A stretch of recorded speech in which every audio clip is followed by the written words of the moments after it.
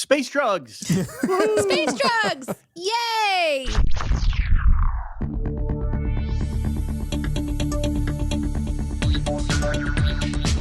Captain Pod, Stardate 182715.1. Welcome aboard the Starship Enterprise, and thank you for joining us as we take a brief short leave from the world of CinemaSins to explore the universe of Star Trek. I'm your Captain Ian Whittington, and with me as always, she's fresh out of buffer time. Time to get back to work, Ambassador. It's Ambassador Deneé. Yeah. Yeah, I went to, Ceti Alpha 5 for a vacation. I just pulled a name out of... absolute Is it one? nerd. Yeah, Is that a good one? Yeah, that's an amazing one. What do you know about Ceti Alpha 5? Only that you say it very intensely. Yes, I do. This is Ceti Alpha 5. That's what you say. Yeah, Yes. yeah. That's probably why it's burned into my memory, is because you've done that multiple times. It might also be because at like one of the live shows, each member of the CinemaSins crew did their own "This is Ceti Alpha 5" take, and Jeremy, of course, being the voice of us, nailed it. Like his "This is Ceti Alpha 5" is incredible. I will try and play it here. This is Ceti Alpha 5. That was great, wasn't it, Deneé? I have no memory of that. And I was there. You were there. I think you may have been the only one that didn't do a take. Well, that's warmed my heart. That is such a strong start to 2025. You pulled out a planet. You named a planet and got the number right. And that sounds so patronizing on my behalf. But this is from a movie you refused to watch. So it's amazing. I was there. I remember being in over my head and just going, you know what? It's moments like this, I'm just going to enjoy the show that I'm somehow also in. Yeah, you did great. It was amazing. And I feel like that's a little bit of what's going to happen today too. Like, I don't know where to begin today. So if the title of the pod didn't give it away, we're going to be covering the first ever Star Trek movie that has not released in a theatre. This is the straight to streaming, once was a TV show, is now a 90-minute movie, Star Trek Section 31. Ambassador, before I give you a 7-hour history of Section 31 and Philippa Georgiou, who's the only character in this that I know, so I'll be going into this pretty blind with you. What do you want to know about Section 31 before we get into the movie? I don't really... literally, if it's going to feel a bit like I was saying, like going into a podcast where I am there as a perspective of an outsider because I am genuinely the outsider. Yeah. And it is an honor to be clueless. So I'm going to have a good time. We do have a guest who I'm going to assume is going to be geeking out with you. So between the two of you, it's sort of like, just imagine that I'm going to be just sipping tea and then doing the thing where you're looking back and forth between someone as if you're playing tennis. That's sort of how I expect today to go. I think that's fair. There's one character I do want to quickly explain because it might like scratch your head a bit because you will have seen her. And that's the main character, Philippa Georgiou, who was in the pilot for Discovery that you sinned. So she's the captain that gets stabbed at the end. Her mirror universe double is, you know what? Forget it. It doesn't matter. It absolutely doesn't matter. Let's just get into watching it. That's what I'm saying, man. Yeah. That's what I'm saying. I think like sometimes you just jump in. Let's just dive in. This is the Section 31 movie. I have seen the trailer. I know nothing about it really. I don't even really know when it's set other than it's around the TOS era. I know that Section 31 is something different. Yes, it is the shady Starfleet organization. Okay, I thought it was a Starbase. Well, we're... No, that's Starbase 81. No, Starbase 80. Okay. Shit, Starbase 80. Oh, yeah, damn it. Shit. Let's head over to the holodeck to watch Section 31. We'll see you in 10 forward with a special guest for a full debrief. 2 to beam out.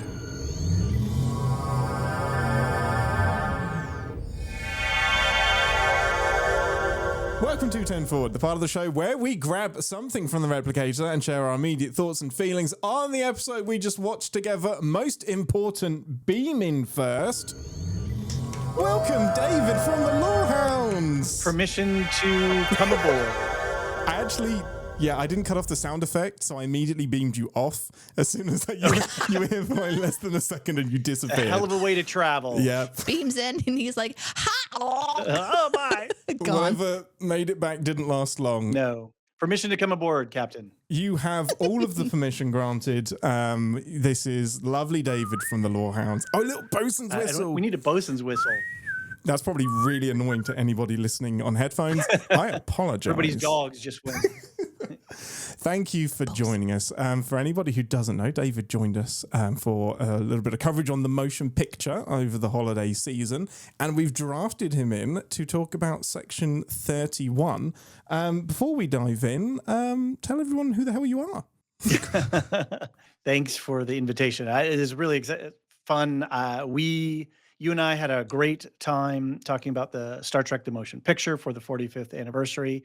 I, of course, am one of the 3 hosts over at the LoreHounds podcast, and along with Alicia and John and I, and then we have a bunch of other co-hosts for different shows and different activities. We are an insanely overproductive podcast that covers... That is the truth.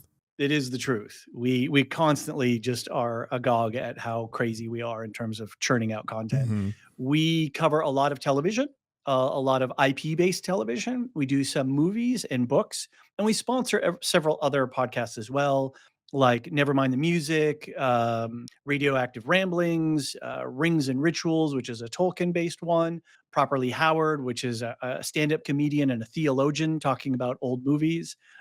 So we have a really fun and diverse community, and we just do a lot of pop culture nonsense, and we have a really good time. And so right now we're covering Severance. That's a full-time show. Alicia just wrapped up Silo. She did a big, I think she's doing like 2 or 3 podcasts a week on it. She just had one of the writers of the show on her podcast. Oh, she's got one of her own side feeds there.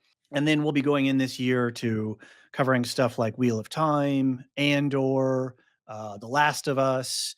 We'll probably do a one-shot on White Lotus because we'd been covering that before. So, yeah. And then there's a ton of Marvel stuff this year. So come on over and check us out. Just search for LoreHounds, podcast player of choice. Do that, people. Do that. But today, David is going to talk to us. Actually, it's just going to be you. Kidnapped him. We have no opinions at all. It's just going to be David talking to us about Section 31. Before we dive in, that'll be a short podcast. Yeah. Oh, shit. Let's go. Before we dive in, what would you like from the replicator? This was a surprise question. I wasn't necessarily, and the first thing that popped into my mind was a Pan-Galactic Gargle Blaster. Yes, do it. Do it. Is that a Hitchhiker's Guide thing? Yeah, of course. It's been a while. I pat myself on the back for remembering. Yes, a very, very good job. That or a really nice dirty martini. One or the other. Or an eyeball martini thingy. Martini. I know. What was that? Why? No, Why? No. We Ambassador, have to know why? she's really, really, really evil. How else would we have guessed? Ambassador, what would you like? Is it actually the eyeball martini? No. Good. Also, I hate to then lose you also so early no. on. No.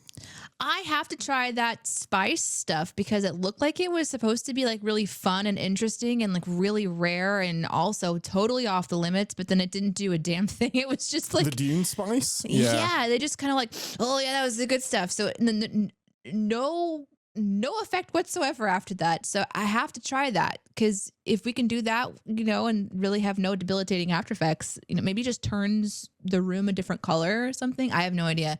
The thing is, you don't know, because you don't know Giorgio, you could just assume that the after effects is that all of the crazy stuff that she did during this movie is because of the spice. She's actually a really down-to-earth kind of person. Right. You just have no idea. Yeah, that drug was weird. Mm-hmm. Well, synopsisize us, Ambassador. Well, what are you going to have, though? You can't get What away. are you having? Oh, no. I'm going to have...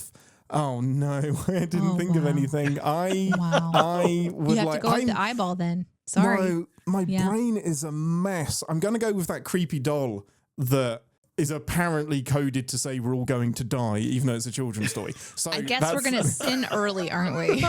We're sinning before we've even done the synopsis yet. Sin early, sin often. Yes. Well, the Pan-Galactic Gargle Blaster really doesn't apply, so maybe I should think of something better. There is nothing better in this movie than a Pan-Galactic Gargle Blaster. Ambassador, give us a synopsis for this thing I'm sure you understand. Yeah, I committed to trying to do more put together synopses because I know some people actually won't watch the content before they listen to the episode, and I want to give a little bit more detail. And this is quite a niche one as well. Yeah. There was a quote in this one, though, that kind of sums it all up, and that is, plot missile lock. We have trash, just trash. Oh,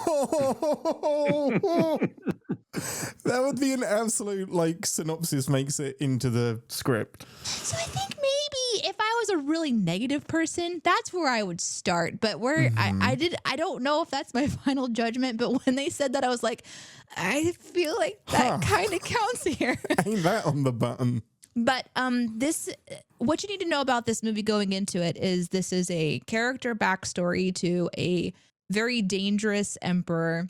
It gives you a flashback into how she became emperor and the horrible things she had to do to get there. And then we just very quickly transition into this group of people that has kind of come together who has to use her skills to find a weapon before this weapon can be given over into the wrong hands. And that's a very simple version, I think, of what you're going to watch if you watch this. But then in addition to that, they've really tried to put together an interesting group of people and interesting camera angles and interesting places to go in this universe, and an interesting score and a lot of unique costuming. And some of this is really fun to look at and watch, but the way that it's all kind of put together, it feels like trash out of an airlock, and you have to kind of look for it and go, oh, there it is. Oh, there it is. And so I don't know how to really break it down for you, because I don't know what this movie, I don't know what I just watched. I have a question for you both. If this is an appropriate time to ask you a question. Go for it. As professional writers, how insulted were you by the writing in the mission briefing section at the very beginning? Ooh. Expositionally or grammatically? Both. I didn't pick up on any bad grammar, but the exposition in this movie in general is pretty offensively, this is what we're doing, which in some Deadpoolian ways can work. This is not Deadpoolian or self-referential in any kind of way. So it was shortcut. Let's just give you the catch up. Massive cliche in the briefing, one after another, and this dog don't bite, and I was like, what does that have to do with anything in this universe? I was expecting this message will self-destruct in 10 seconds. Right, it was just shy of, and if it had done that, I get maybe Lower Decks would have pulled that off or something. But yeah, it's interesting. You used interesting in that synopsis a lot, Deneé, which is damning and interesting. Yeah. I apologize for overusing an adjective. It's really attempting to kind of look at the good things of it, but the movie does some. This is a case for me watching this. I was so disinterested and annoyed and frustrated and how it was kind of all being shown to me, because this movie thinks you're fucking stupid from the moment it starts. It tells you everything that you possibly need to know. And then it tells you again. And just when you think you didn't need another flashback, oh boy, do they give you one, and they give you an Ocean's 11 thing where we go into our imaginations and we're going to show you what we think would be cool, but we're not actually going to do that thing. We're going to do another thing over here. And oh, by the way, this person that you thought was interesting is actually 12 characters all at the same time. And this person over here that you thought was interesting can become multiple characters. And this person, this woman that you think is very interesting and a little bit slutty, yeah, she's dead. And this person over here that you might think is interesting, she's a chaos beast in hiding Starfleet person. And you know what? There's a mystery wrapped inside of a mystery wrapped inside of a oh my God. And it never really is comfortable just being what it needs to be, and stop telling me what it is in the writing. And I think I got really annoyed and very angry watching it very early on. So it was just I was mashing my keyboard, taking notes. And then I'm like, oh wow, I'm really worked up right now. What is that? And I think it's because this is a case study in how to be afraid of your own content and not trust your audience. And I really love Star Trek writers. So I am not trying to call anybody out. I'm just saying that I think when this was written, there was a fear that it wasn't going to come across. And so they really went into this thinking, we need to explain this really well.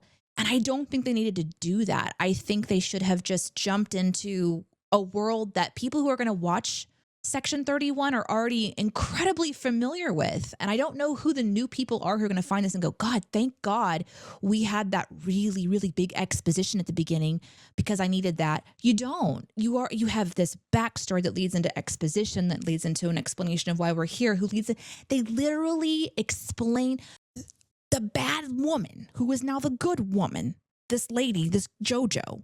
She literally calls out every single person in this 31 group, in the ragamuffin group. Yes. And then they reintroduce themselves once more with the same thing. And it's like, instead of feeling like, oh, wow, these guys have been together through a lot and they sure are a fun group, it's like, shut the fuck up.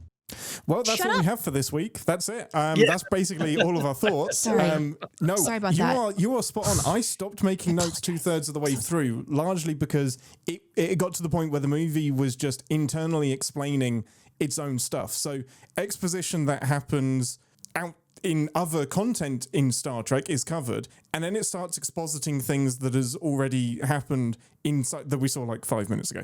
Anyway, before we go a little bit more scene by scene, believe it or not, those were Deneé's overall thoughts. I'm so sorry, David. Before we go, do not apologize. I apologize. I'm still in it. I'm gonna find the good. I will. No, you're gonna be. You're gonna be in it, and there is good. There is good. It's just not on screen. David, what was your overall feelings before we kind of go scene by scene into specifics and whatnot? My initial note is flashy pulp. This is what would have been pulp fiction back in the day in the comic books or in the pulp books.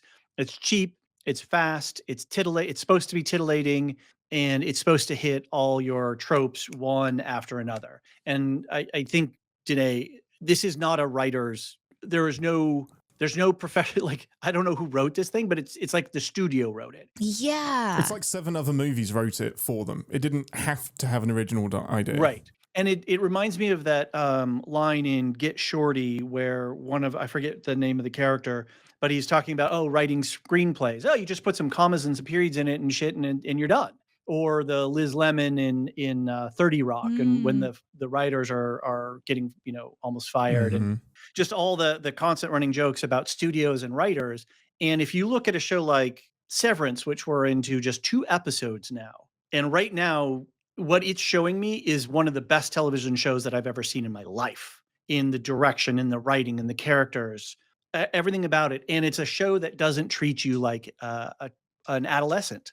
And I think that's what this show is I was the mission briefing, the chapter markers, all the introduction and the reintroduction, all this stuff. It was all very adolescent to me. This is something that I would have watched at like I was 12 or 11. And that's not to say anything bad about 12 or 11 years old, but it's just sort of a cotton candy pulp that you can sort of throw out that way. It uses a facade of Star Trek, but there was nothing Star Trek to me about it. I've been, ever since our podcast, Ian, about the motion picture, I've been really, really thinking about what is Star Trek to me? Where is it? Yeah. What does it mean? Obviously the original series was on in the background as I grew up, and then Star Trek Next Generation and Voyager and Deep Space Nine in either order. The movies, seeing motion picture in the theater, seeing Wrath of Khan in the theater. So like, what is Star Trek to me? Why is it an important story world for me? And there was nothing in this that was Star Trek for me. Like, I could not check any of the boxes. And all they did was they talked about Starfleet and, made a few jokes or references about Star Trek stuff. But there was no Star Trek in this to me. It was flashy, but the camera work kind of made me motion sick after a certain point. It's the same action that we see in Discovery. It's just they are not good at directing action in a way that's easy to follow. NCIS style. It's like the procedural kind of stuff that we see with the snap zoom and the floating camera stuff. And you use that a lot when you can use that to hide production. Yeah. You can use that to hide your sets. You can use that to hide a lot of things. So I don't hate that I watched. I would have watched this anyway. I would have watched it all the way through. So I don't regret that I spent my 90 plus minutes on it. But when it comes to, like, say, power ranking all of the movies in the Star Trek universe, Section 31 will not be on any Star Trek list of mine. It's so hard to even put it in that list. Where is the grappling of moral dilemma? Where is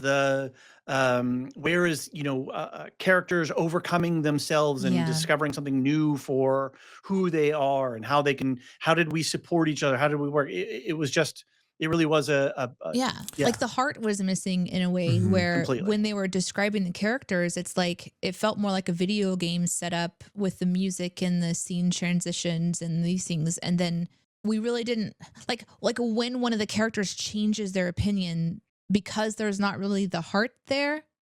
We don't really understand the weight of that decision. It's more just like a okie dokie. I guess we're just finishing this idea. Where's the moral arc of any of the characters? Yeah.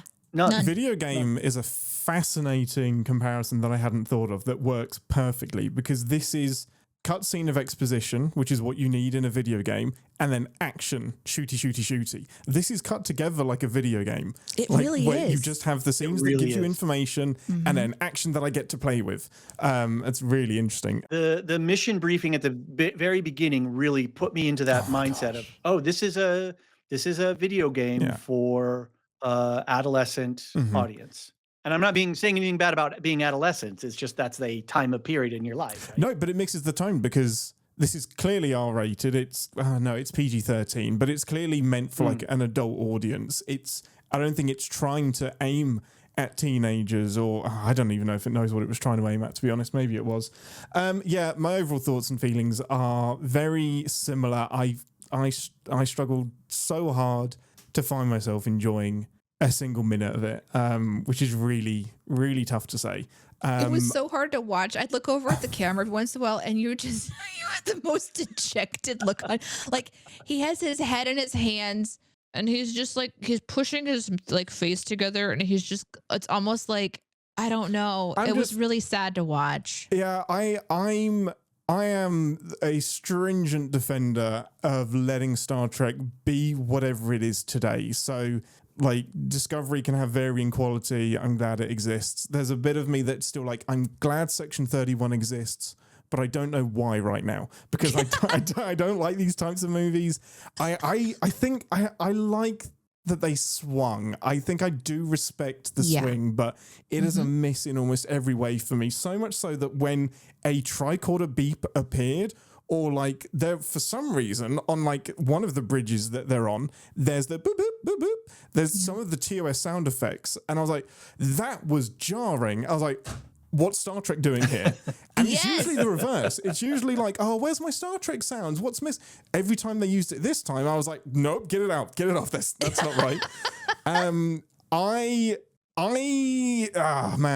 have no issue with doing a Section 31 movie or TV show exploring the darker elements of Starfleet, because Star Trek isn't just about hope and light. The best stories can't just be about optimism. There's some great, I've been picking up some Deep Space Nine. Like I'll just sit down and turn on one of those fast television shows. Pluto has like 3 Star Trek channels. I'm like, oh, okay, this is cool. So I'm hitting up some Deep Space Nine. And there was one the other day where like Bashir was, there was a plague that was affecting, like children were dying, people were dying. I'm like, this is dark. But it's a character grappling with why did he become a doctor? Why did he violate some of his medical ethics, whatever, like why did he? And that is a Star Trek moment for me because it's a character wrestling with themselves, their beliefs, their attitudes in a dark place. And that is totally fine for Star Trek. It's first and foremost, it's a story about people and humanity. And it does action when it has to. So the Star Trek movies will almost always have an action set piece at the end because that's what movies need to have. This almost went hey, what if we were an action movie? What if we really did put action and heist first instead of moral conundrum using heist and action as a vessel, which is kind of what Star Trek does really well for me. We have predecessors for that, though. Yeah. The Voyage Home and Wrath of Khan. Yeah. And there's still like the moral fiber at the heart of that. Yeah. The only moral question I could find in this, and it happens right at the end, and it's when I think it's Giorgio says there are no benevolent dictators. And I just wrote in my note, I guess that's the message. Like, if the show is trying to hit something, it's that there is no way to be a good dictator.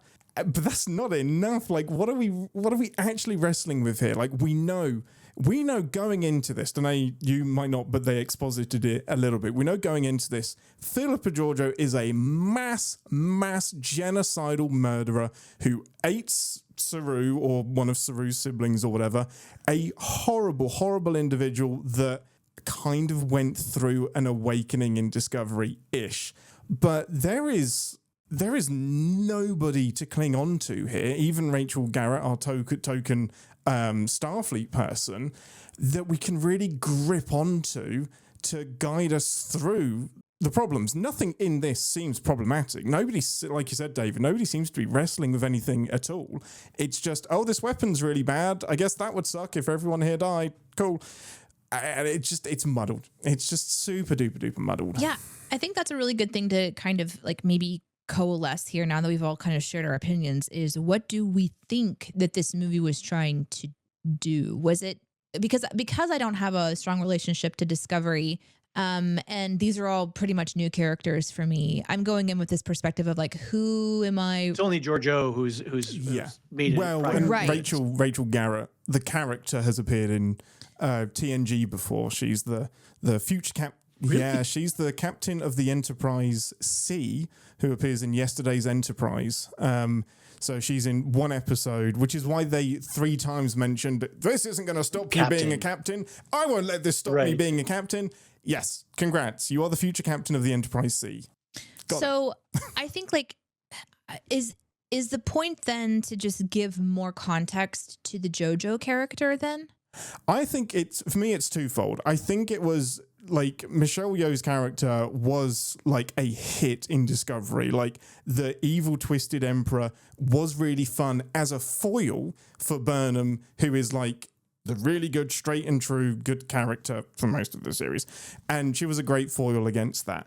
And I think this is a little bit of a, oh, hey, maybe people would like an entire show dedicated to her, because this was going to be a TV show, and whether it was pandemic, whether it was pandemic related or Michelle Yeoh suddenly getting an Oscar related or whatever reason, they ditched the TV show idea and turned it into a movie. So I think the goal was to have a bit of fun, show the darker side of what Starfleet can be with Section 31, and give Michelle Yeoh a pilot series in Star Trek, because people like the character so much, and a conflagration of shit happened that didn't allow that to coalesce.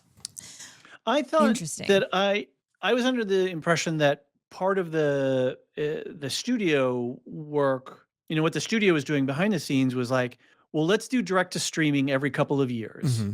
We'll throw some plots together, some characters together, expand the universe a little bit more, and then we'll have, series, movie, sort of, weaving and rolling forward, which I think is a great idea. And this was the first entry. This was going to be the first sort of proof of concept to this. But it feels like they didn't give it any real budget. No. And I'm sure Michelle Yeoh, when she wants a bag of money, they give her a bag of money. The rest of it looked like pretty stock, rehashed disco sets. Yes, yeah. And they pushed this thing out in a way, but it was like more studio and less writer. Like there's no creative vision behind it, right? Because it's all retread plots. Another doomsday weapon. More mirror stuff. A cool bar and some cool space drugs. Robot people. Like Ocean's 11 teams. Yeah, it was a lot. And I can, now knowing it was going to be a TV series, and someone posted in the chat that and I didn't understand if that was actually like it was planned to be a TV series, or so this then does have a very jarring feel as you watch it. Even some of the transitions, for example, it'll cut back to this established shot of this bar scene that's on this where there's like a woman who's singing opera and to rock music or whatever, and she'll sing one line of her song and then it cuts back to something else. Like, we're literally just, oh, by the way, while this conversation is happening, don't forget this person's in this room singing. And I'm just like, Why does that matter at all? There's literally nothing happening in the bar scene, but I think, David, you had said sometimes those kinds of things will cover up production things, but then now I'm also realizing when people come back from commercial breaks, they need to remember where they are. And so if we're looking at footage. Oh, yeah, that's a good point. That's a good point. So if we're looking at footage, there's times when everything is so repetitive, and this now makes more sense to me because, okay, now we're on episode 5.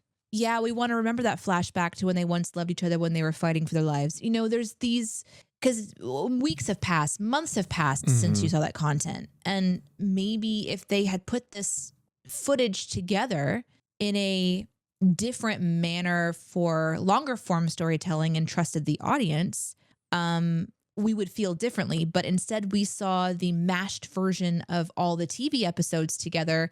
And I think that's part of why I am not enjoying it, because that's not how I can.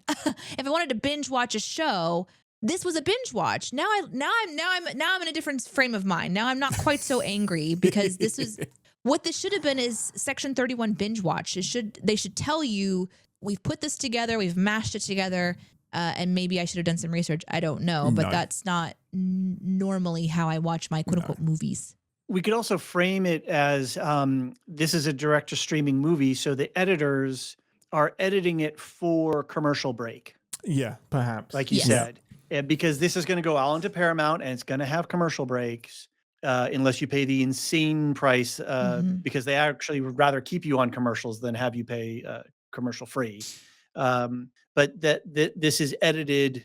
It's put together for commercial breaks in it. It really Even is. though we don't have the like on a normal television show commercial break, but from a movie standpoint. What's interesting is I was thinking the entire way through, thank goodness this is a movie and not a TV show, because we would have covered it and it would have been 6 weeks. If so we're painful. unlucky, it would have been 10 weeks, but I think it would have been 6 weeks of pain because the characters are still the same characters. Maybe we would have had more fun with Shoyo and Philippa Giorgio and with Rachel Garrett, who I quite liked.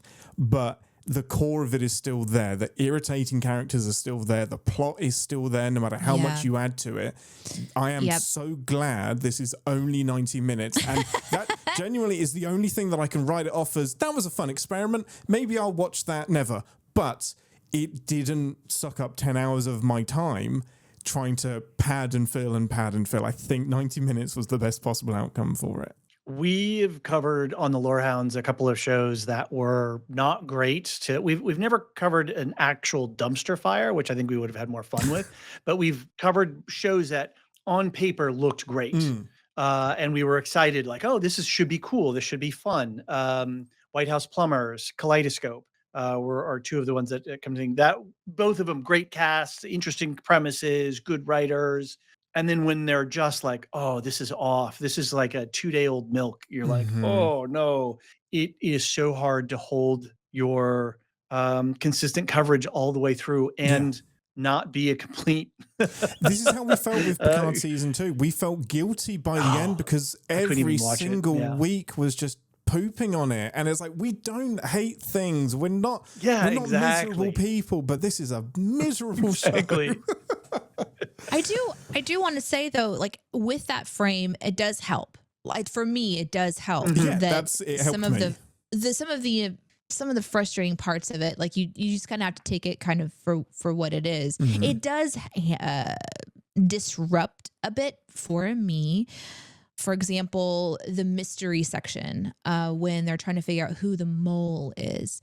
Imagine that in a TV series. All of a sudden you kind of like have this group, they've been working together. Let's say that the TV show had been kind of, maybe they had more time to get to know the characters, and suddenly you find out that one of your favorite characters is actually not a great person, and you're trying to figure out who it is.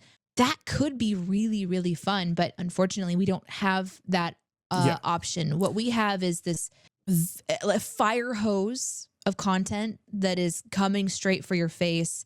And I do want to talk about some of the great parts of this. And I know that there's like sections we could talk about as well, as far as the beats of what they're trying to do. I think the ultimate part is trying to stop this device from ending everything. but Yawn. right. But then they're also trying to kind of introduce new characters and sort of have some fun with that. And I don't know, there's some things to really like though. And I guess one of the things I'm curious about is what you did maybe enjoy, if anything. If this had been a launching vehicle for Jar Joe and Section 31, the premise is cool because I like the idea of a salty Star Trek show and a tongue-in-cheek, heisty, special ops, team. Suicide Squad. Yeah, exactly.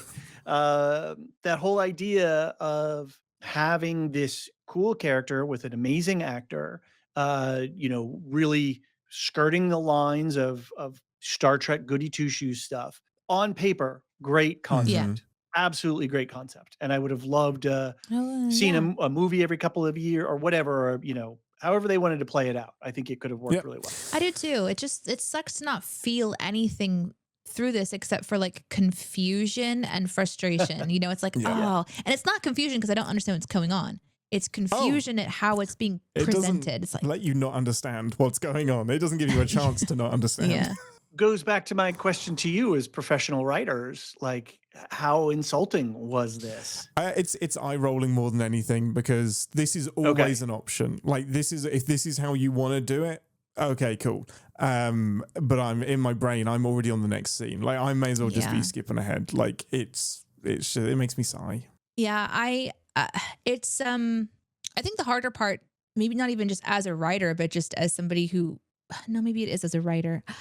It's so difficult to create something and be passionate about it. And I don't know what got to be, I don't know if the writers got to do what they really wanted to do here. It doesn't feel like that probably happened. Whatever has happened, I think I agree with Ian. I'm glad that it's there because making Star Trek means that we have money to make Star Trek, and that's great. And I'm excited about that because I like the universe and I like that we're giving opportunities for people to tell unique stories. This is a very unique story. I haven't seen anything kind of like this. I think maybe Discovery was on the more serious side. Yeah, it kind of bordered around this area.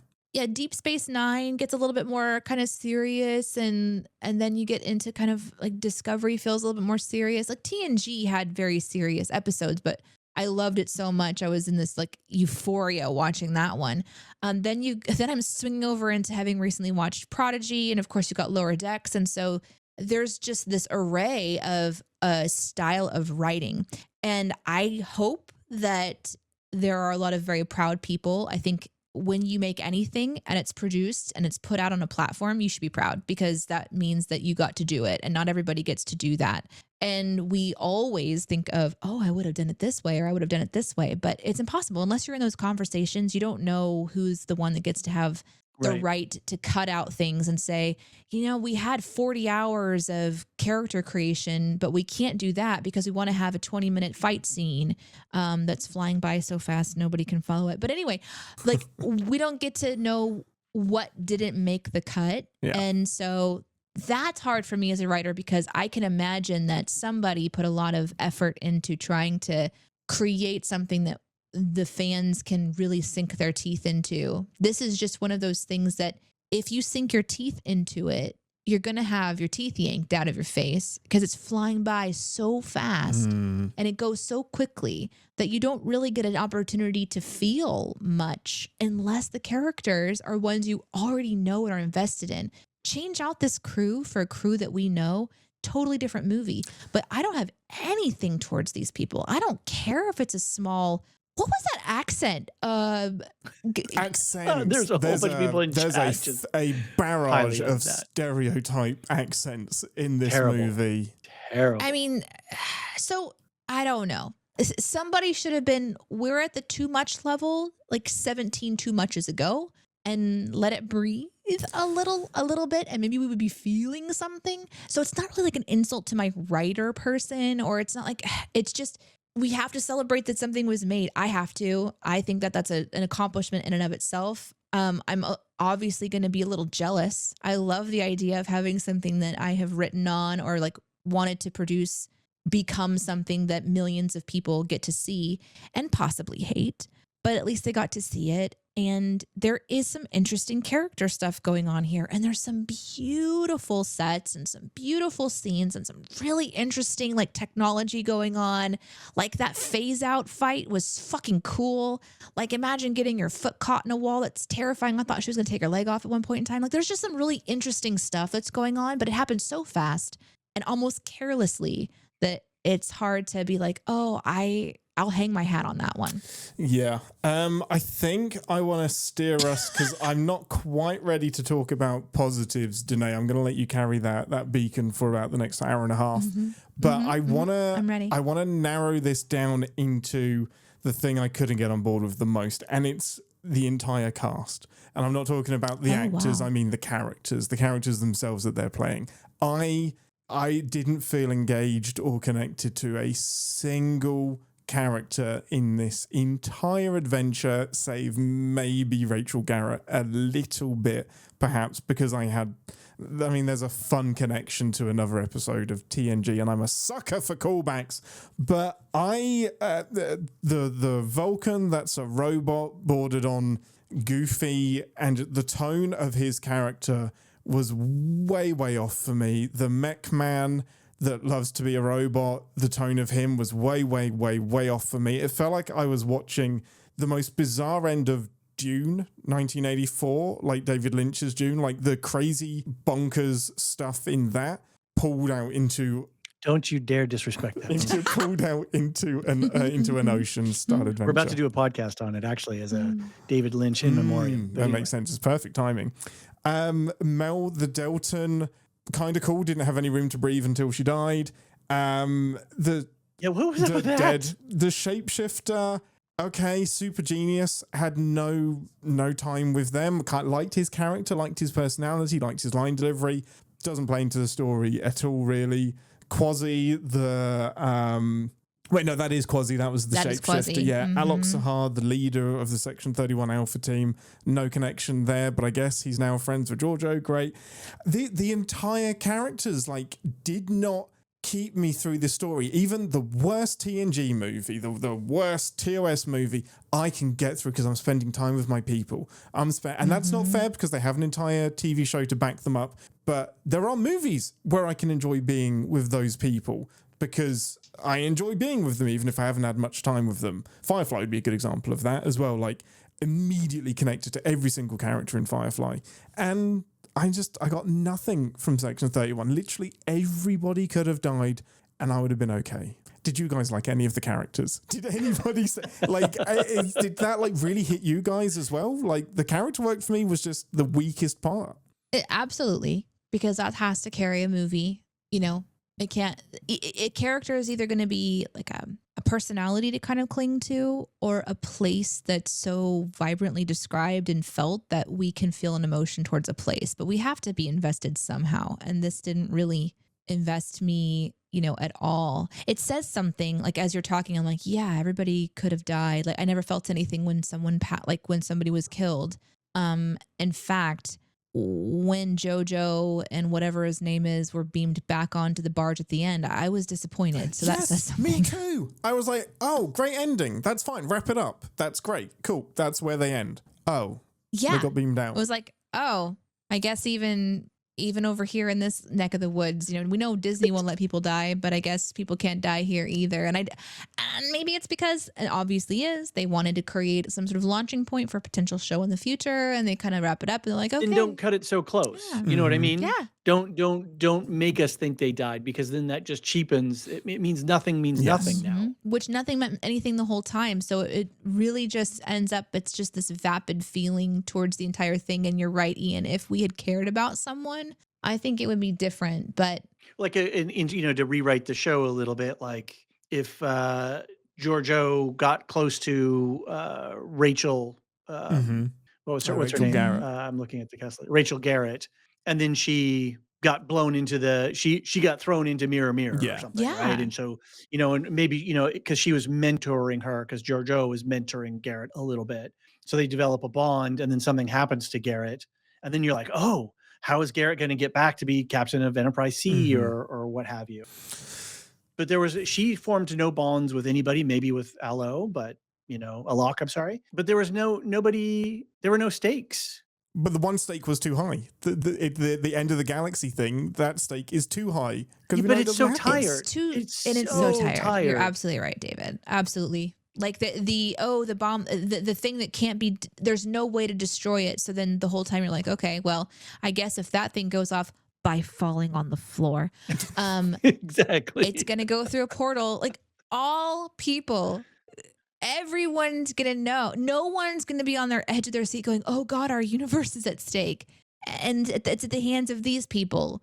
We're just like, okay, you know what? Great. Either their universe dies or we're all dead and we don't have to watch this anymore. So I guess it's okay. It undermines all of the adventures of the Enterprise and Voyager and everybody and Discovery that's saving the world, because apparently every little group has one of these galaxy ending adventures once a week and they all just kind of get it done. It's also confusing too, as far as the character work kind of idea of where we end is that the 4 that survive, and then we bring back the 5th, but it's a wife inside of the the machine instead. Oh, thank goodness that character survived in a way and can come back. Cool. It's a classic case of we have this actor who's really good at doing expressions and can really good jump into any accent fearlessly, whether it's good or not. Yes, fearless being just there. He's willing to do it and apply. Do it. Great, wonderful. In a different show, I would be way more kind of invested in that sort of comic relief character because it was very unique. Like it was kind of cool to have this tiny little itty bitty microscopic being, piloting this machine. But it breaks so many other things. Like it breaks so much more than that. But it ends on the survivalist 5 that could launch the show, but it once again undermines itself by going, okay, but now JoJo is with this guy, so we have a love story, so that's good because she killed her, her other love multiple times. I need to get into that. So they're good. Pat. Then we have the genius shapeshifter Pat, and then the person from Starfleet has decided she wants to be at this bar and in these clothes and this wig, and I'm just like, I don't even. Can she not be herself? And is she undercover again? She was undercover. No need to be undercover now. Maybe, but are they? I mean, clearly they're not because they're watching a transmission from a bar. But that's again a sin. But I don't know what they were trying to establish at the end besides the Pat, we all survived. And we have another mission from somebody in Starfleet who should immediately be fired, even though I love seeing a nice cameo every once in a while. It's a fun thing to do. But I don't understand what the excitement would be for someone getting in and going, yeah, they get to go again. It's the thing is, like, there is a very, very good chance, and I completely believe this, nobody was planning to make a turd.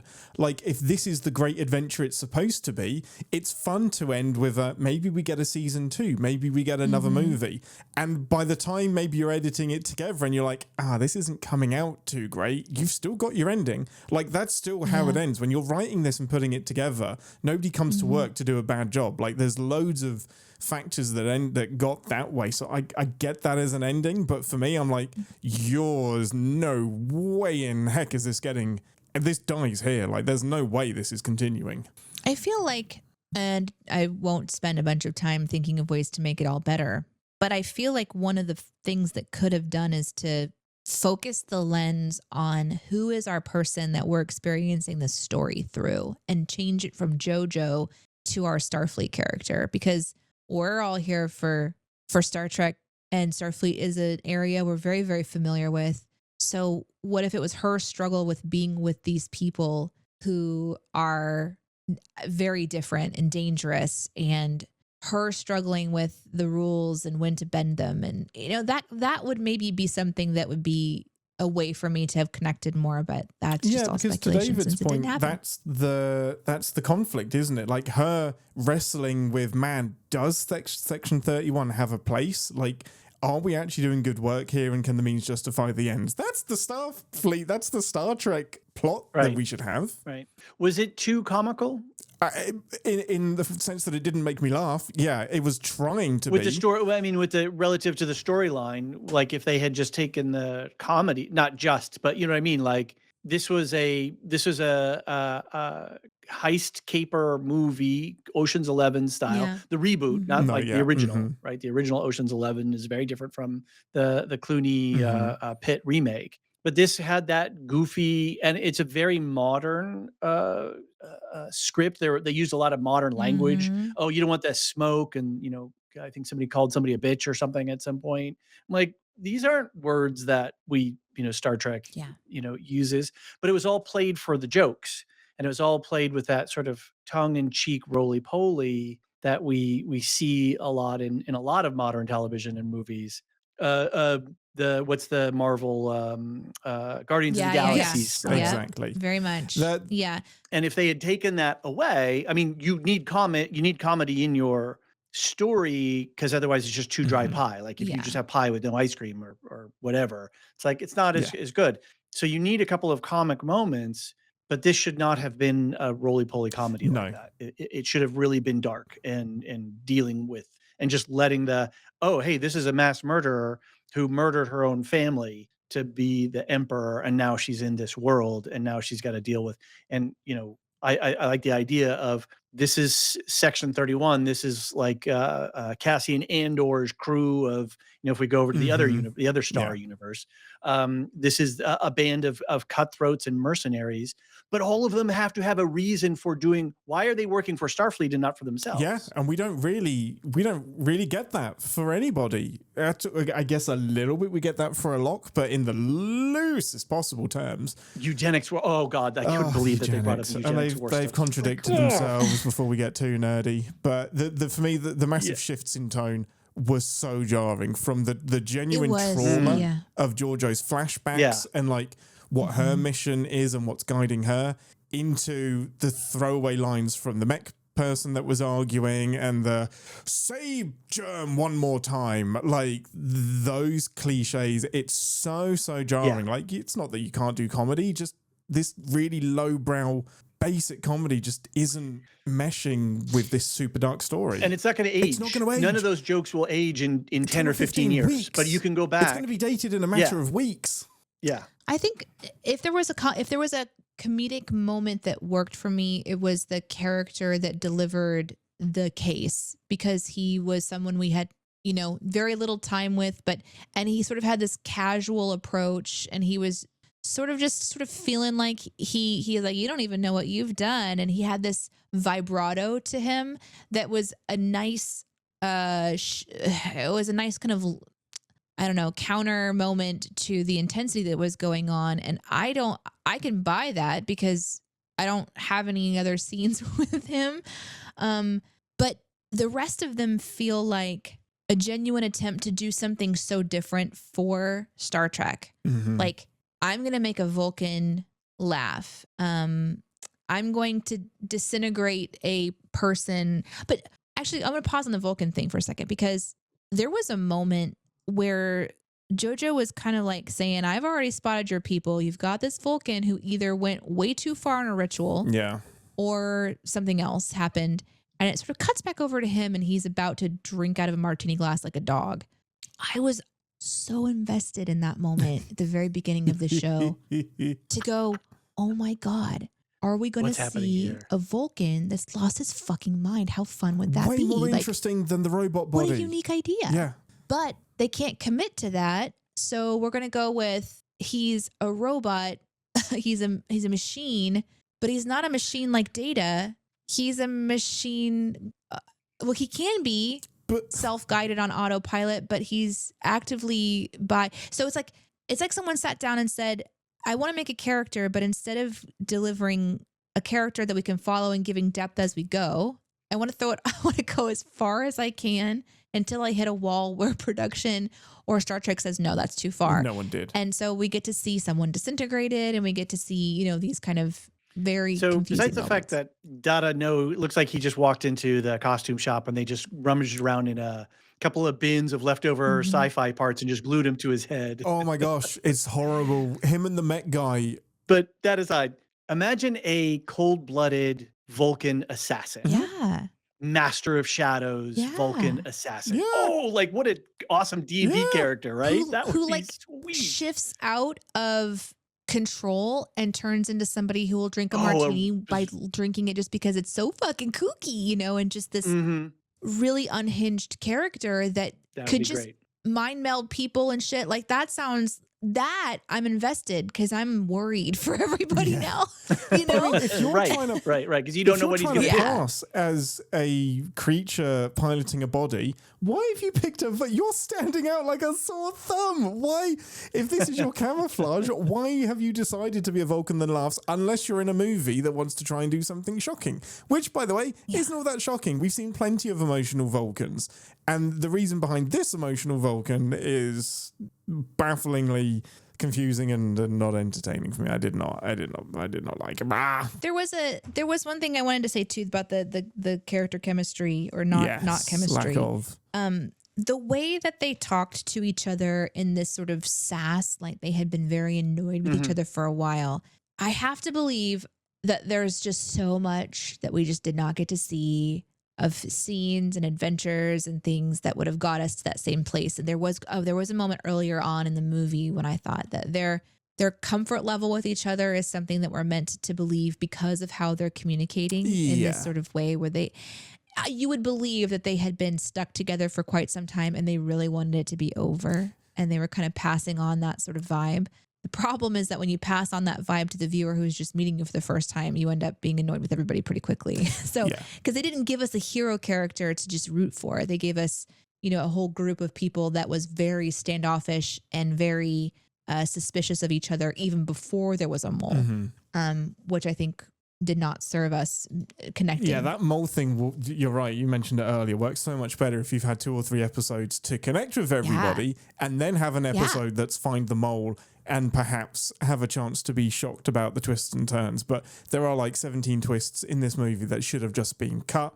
The entire derelict, trying to get that ship up in the air, the entire like middle 30 minutes is just put the brakes on. We've got the little magic MacGuffin right here. It was in the whole drawer time. the We couldn't whole tell time. anyone because there was a mole. Like, that was the mid-season slump that was just like in the middle of the movie. I was like, oh my gosh, I feel this is 2 episodes crammed into the middle of this movie. Put together very strangely. One of the things we have to touch on, or I feel like we have to touch on, is what they did to Giorgio and give her a huge, big old clarifying backstory about how she became emperor. And I'm not, it is on record, I'm not a big fan of romance and love stories in general, unless they're done very, very kind of deliberately and well. I did not feel like Giorgio needed a love story or a conflicted love from her past to demonstrate how evil she was and how she's changed and how she cares about this person. It's hard, but it felt like it robbed something from her for me to tie in a love interest. It felt like, did we have to? Can she not just be herself with some other influence? Did it have to be somebody she fell in love with during the Hunger Games? Like, what? So I don't know. How did that hit, David, you first, how did that hit you, probably with less experience with Giorgio? Yeah, I mean, like I said, I'm up to. I said I think in the preamble, I'm up to season 2, episode 5, Discovery, and so I got all of that season 1 stuff, which was a good background, and so I was looking forward to seeing her. Mirror Mirror is a great place for the anybody who's writing on a Star Trek property to have some fun, to push some bounds, to do some wild and wacky stuff. So it's just wide open on the lore front, right? So we can create whatever succession systems we want. Logistically, logically, it didn't make any sense to have a Hunger Games style, like, oh, we're just going to take these 2, this group of children, and they're going to be the next emperor. No. But that's not the history of. I mean, that's not the way that the empire works by and large. Like, oh, you want to be captain? Well, you got to kill the captain, right? You've got to best. Well, and that's what we knew about the empire, was that each successive empire had killed the previous one, as far as we know. Right. So, regardless of setting all of that aside, I did find the backstory. I didn't need a backstory for Joe, but that I got a backstory was kind of cool. And that I like scare quotes, that she murdered her own family. Like that was her trial, her test that told us something Mhm. about her, especially at a young, tender age. That was all interesting. But then to set in opposition that not only her contrast character for the plot and the story, but then also her, love and childhood interest as well as rival for the empire. None of that was all too much. Like it should have been two of those things, maybe Yeah. one of those things. And that he's the one that he was this whole linchpin to he's the one that brought it into the universe. And there's an ion storm. Like it just became a character of a joke, of a caricature, of Yeah. a cliched Mhm. plot point on top of each other to the point where it just become a tasteless stew of Yeah, it's cliche. almost like you can't have. There's so many properties that do this, as if we can't have a villain unless it's some reveal that we already know who the villain is. Like, it can't just be Right. satisfying that there is this evil person. It has to be somebody plucked from the past or set up. And there of course there are ways to tell that story in an interesting way, but those stories aren't interesting necessarily because of the twist. It's because of what that means to the characters, and I didn't Yeah. get that in Yeah. 90 minutes. So the backstory of her, that I found that interesting. I found that like the one I was like, oh, okay, this is kind of interesting. I was engaged during that section. And then what? Oh, okay. Well, it's her former lover. Oh, we're two as Mhm. one, right? We'll always be two as one. I was like, No oh, feelings. I'm like sorry. just lazy, just so lazy. Deneé, how did that backstory, Mhm. flashback, subplot work, especially for you with zero knowledge of Giorgio? Yeah, the similar thing to what we talked about earlier is that they didn't stop with just one thing. It was always the next thing, the next thing. So listen, when she came home and killed her parents and her brother, I was like, oh, that is some evil shit. Like she's gone someplace dark and deep. And then then they beam in all of these people and including this one, female figure who's very confidently saying, congratulations, you've murdered your family and proven that you can be the next emperor, which means you now have a slave of your number two, and brings in her love interest that they had trauma bonded or whatever. And then she leans in and she says, these, two become one or whatever sort of thing. And you think, oh, okay, so she's still holding something out in her heart, but then she immediately says, but not anymore. Then she burns his face. And from that point on, everything she does is very much I don't know what the writers are trying to tell me Yeah. that this person is. And she's so easily moved into, she's the hero, she's the villain for the rest of this movie, that I can't find myself in a comfortable place with her, which means that instinctively I'm keeping her at a distance. Yes. And the sad part of that is that I'm doing that for every character. Mhm. Because I don't know them or they're giving me too much. And I'm just like, I don't know what to think about you yet. There is no anchor. And with how quick we're moving through from scene to scene, moment to moment, I don't even feel anything when you die. I don't feel anything when you're happy. I don't feel anything when you succeed. At least I won't spoil much out of Discovery Season 1, but at least in Discovery Season 1, there is character moments between her and Michael Burnham where they have mirrored history, Yeah. like they are each in each other's lives.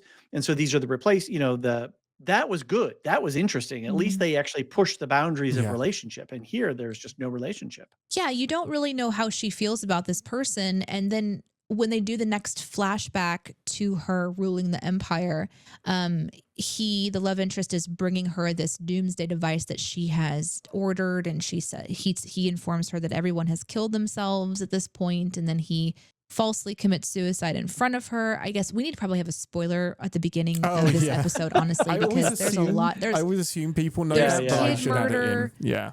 Make a little note because it is something that comes up in this a lot. Like it's always a great time when you see a child die on scene in the first 5 minutes. Just thank you so much for that, Star Trek. So used to that being something that's just right front and center.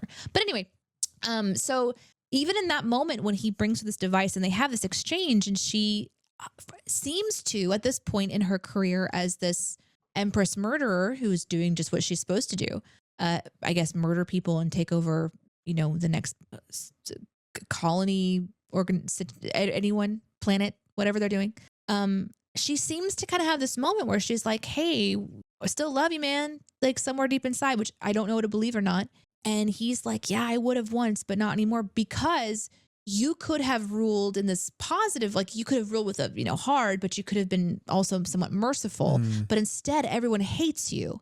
And then he kills himself. And I'm just like, oh, okay. And so she's feeling some feelings about that, but they've presumably had so much time together. So I have so many questions about what happened between her burning his face outside of her family's death hut and this throne moment where she's losing the love. And then, of course, there's another big missing element between that moment and whenever she appears in other Star Trek cons. So I don't know. Did she actually have a turn of heart? Is she just fucking with him? I genuinely do not know if she is a good person hiding somewhere inside of a bad person, or I don't know. It's so hard. And I kind of feel like Star Trek hasn't decided, because the last time we saw Giorgio was in Discovery season 4, I believe. And she's basically, because they get thrown into the future, unless she goes back to the past, she's going to die, because she's jumped into a mirror universe and then like 600 years into the future. So she's like falling apart. She goes through this test of her moral core and passes this test. And the alien being, I won't say who they are, says, you passed the test, I will send you back in time. Cute. It's not cute. May as well be. Oh, okay. I will send you back in time. You may come to the east and retire with the... You can go and do whatever you want to do in the past, because I'm convinced that you're not going to be a terrible person anymore. So in Discovery, she has kind of proved that she's changed and that she's never going to be doing charity work for people, but she's not going to be a dictator anymore. But I'm still not sold on how she got there, and I've seen every episode she's been in, so there's no way this movie is helping anybody as a new person, or is anybody watching this as an adventure to understand the arc that she's been on, because I don't think Star Trek knows. I guess I would watch it to find out if she's going to kill people, because this movie, they're very willing to kill people. So at the end, when they're all toasting and they're like, is this poison? You actually were wondering if she's just minutes away from deciding that these people no longer serve her purpose. I would say that's not a good thing. It depends on the show you're wanting to do, because if this show is about her, I guess at the end, we know that she gave up a doomsday device to keep her timeline able to be ruled, had decided that ruling people her way previous wasn't working for her, because I guess she ruined the entire universe somehow, because there was no resources, I think is what they said. Yeah, basically. Because we're supposed to sort of reconcile at the end of this that technically she just destroyed an entire timeline, an entire universe. I think what the show is saying is that the device destroyed the rift, because there's a lot of Terran Empire that happens after this point in time. Like, that's not how they describe that powerful thing working. But that means they're retconning everything that happens in Deep Space Nine with the Mirror episodes, because that means there's no mirror universe. Interesting. So, Ian, this goes back to something that we talked about on the Motion Picture podcast, and that you brought up about Roddenberry. And despite all of Roddenberry's character issues that are well known, one of the things that you talked about was like he wrote manuals for like the little flashing buttons on the consoles on the bridge actually had purpose and function, and the actors could press these things, and they're not just chimps on a typewriter sort of slapping buttons, but there's actually purpose to what they're doing. There was something that you mentioned, something about they were going to make a character, he was going to make himself a robot, he was going to go into the probe, and they were going to replicate a robot, and Roddenberry's like, no, because you're going to break. Now every ship can just replicate robots, if you're saying it now. Exactly. Yeah. And I feel like this is where we are a little bit in Star Trek, where it's like there is no center of gravity here, and everybody's just starting to push and push and push further and further. The studio's like comes back with its notes, and let's destroy part of the mirror universe, no problem. Everything and anything can happen.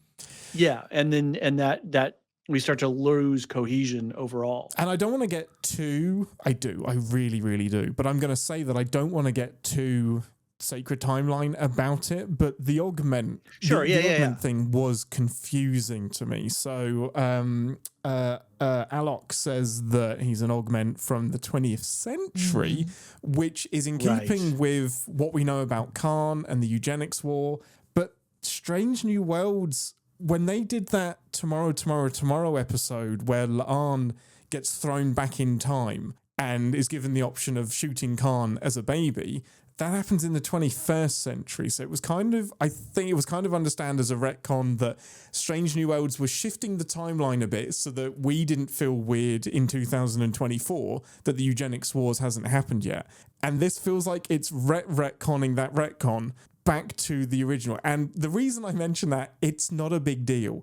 But if that's right, then it shows a lack of homework, and that's something that's really hard. And then that's an indicator of a lack of care about the story that you're entering into and the canon that you're adding into as well. Like, you make a good story, I don't care really if it breaks canon, but it feels like a symptom of, did we just throw this together without a lot of thought? Because then just don't refer to anything. Don't refer to Rachel Garrett. Don't refer to the eugenics wars. Just make this completely your own thing. So I just wondered if that was a symptom.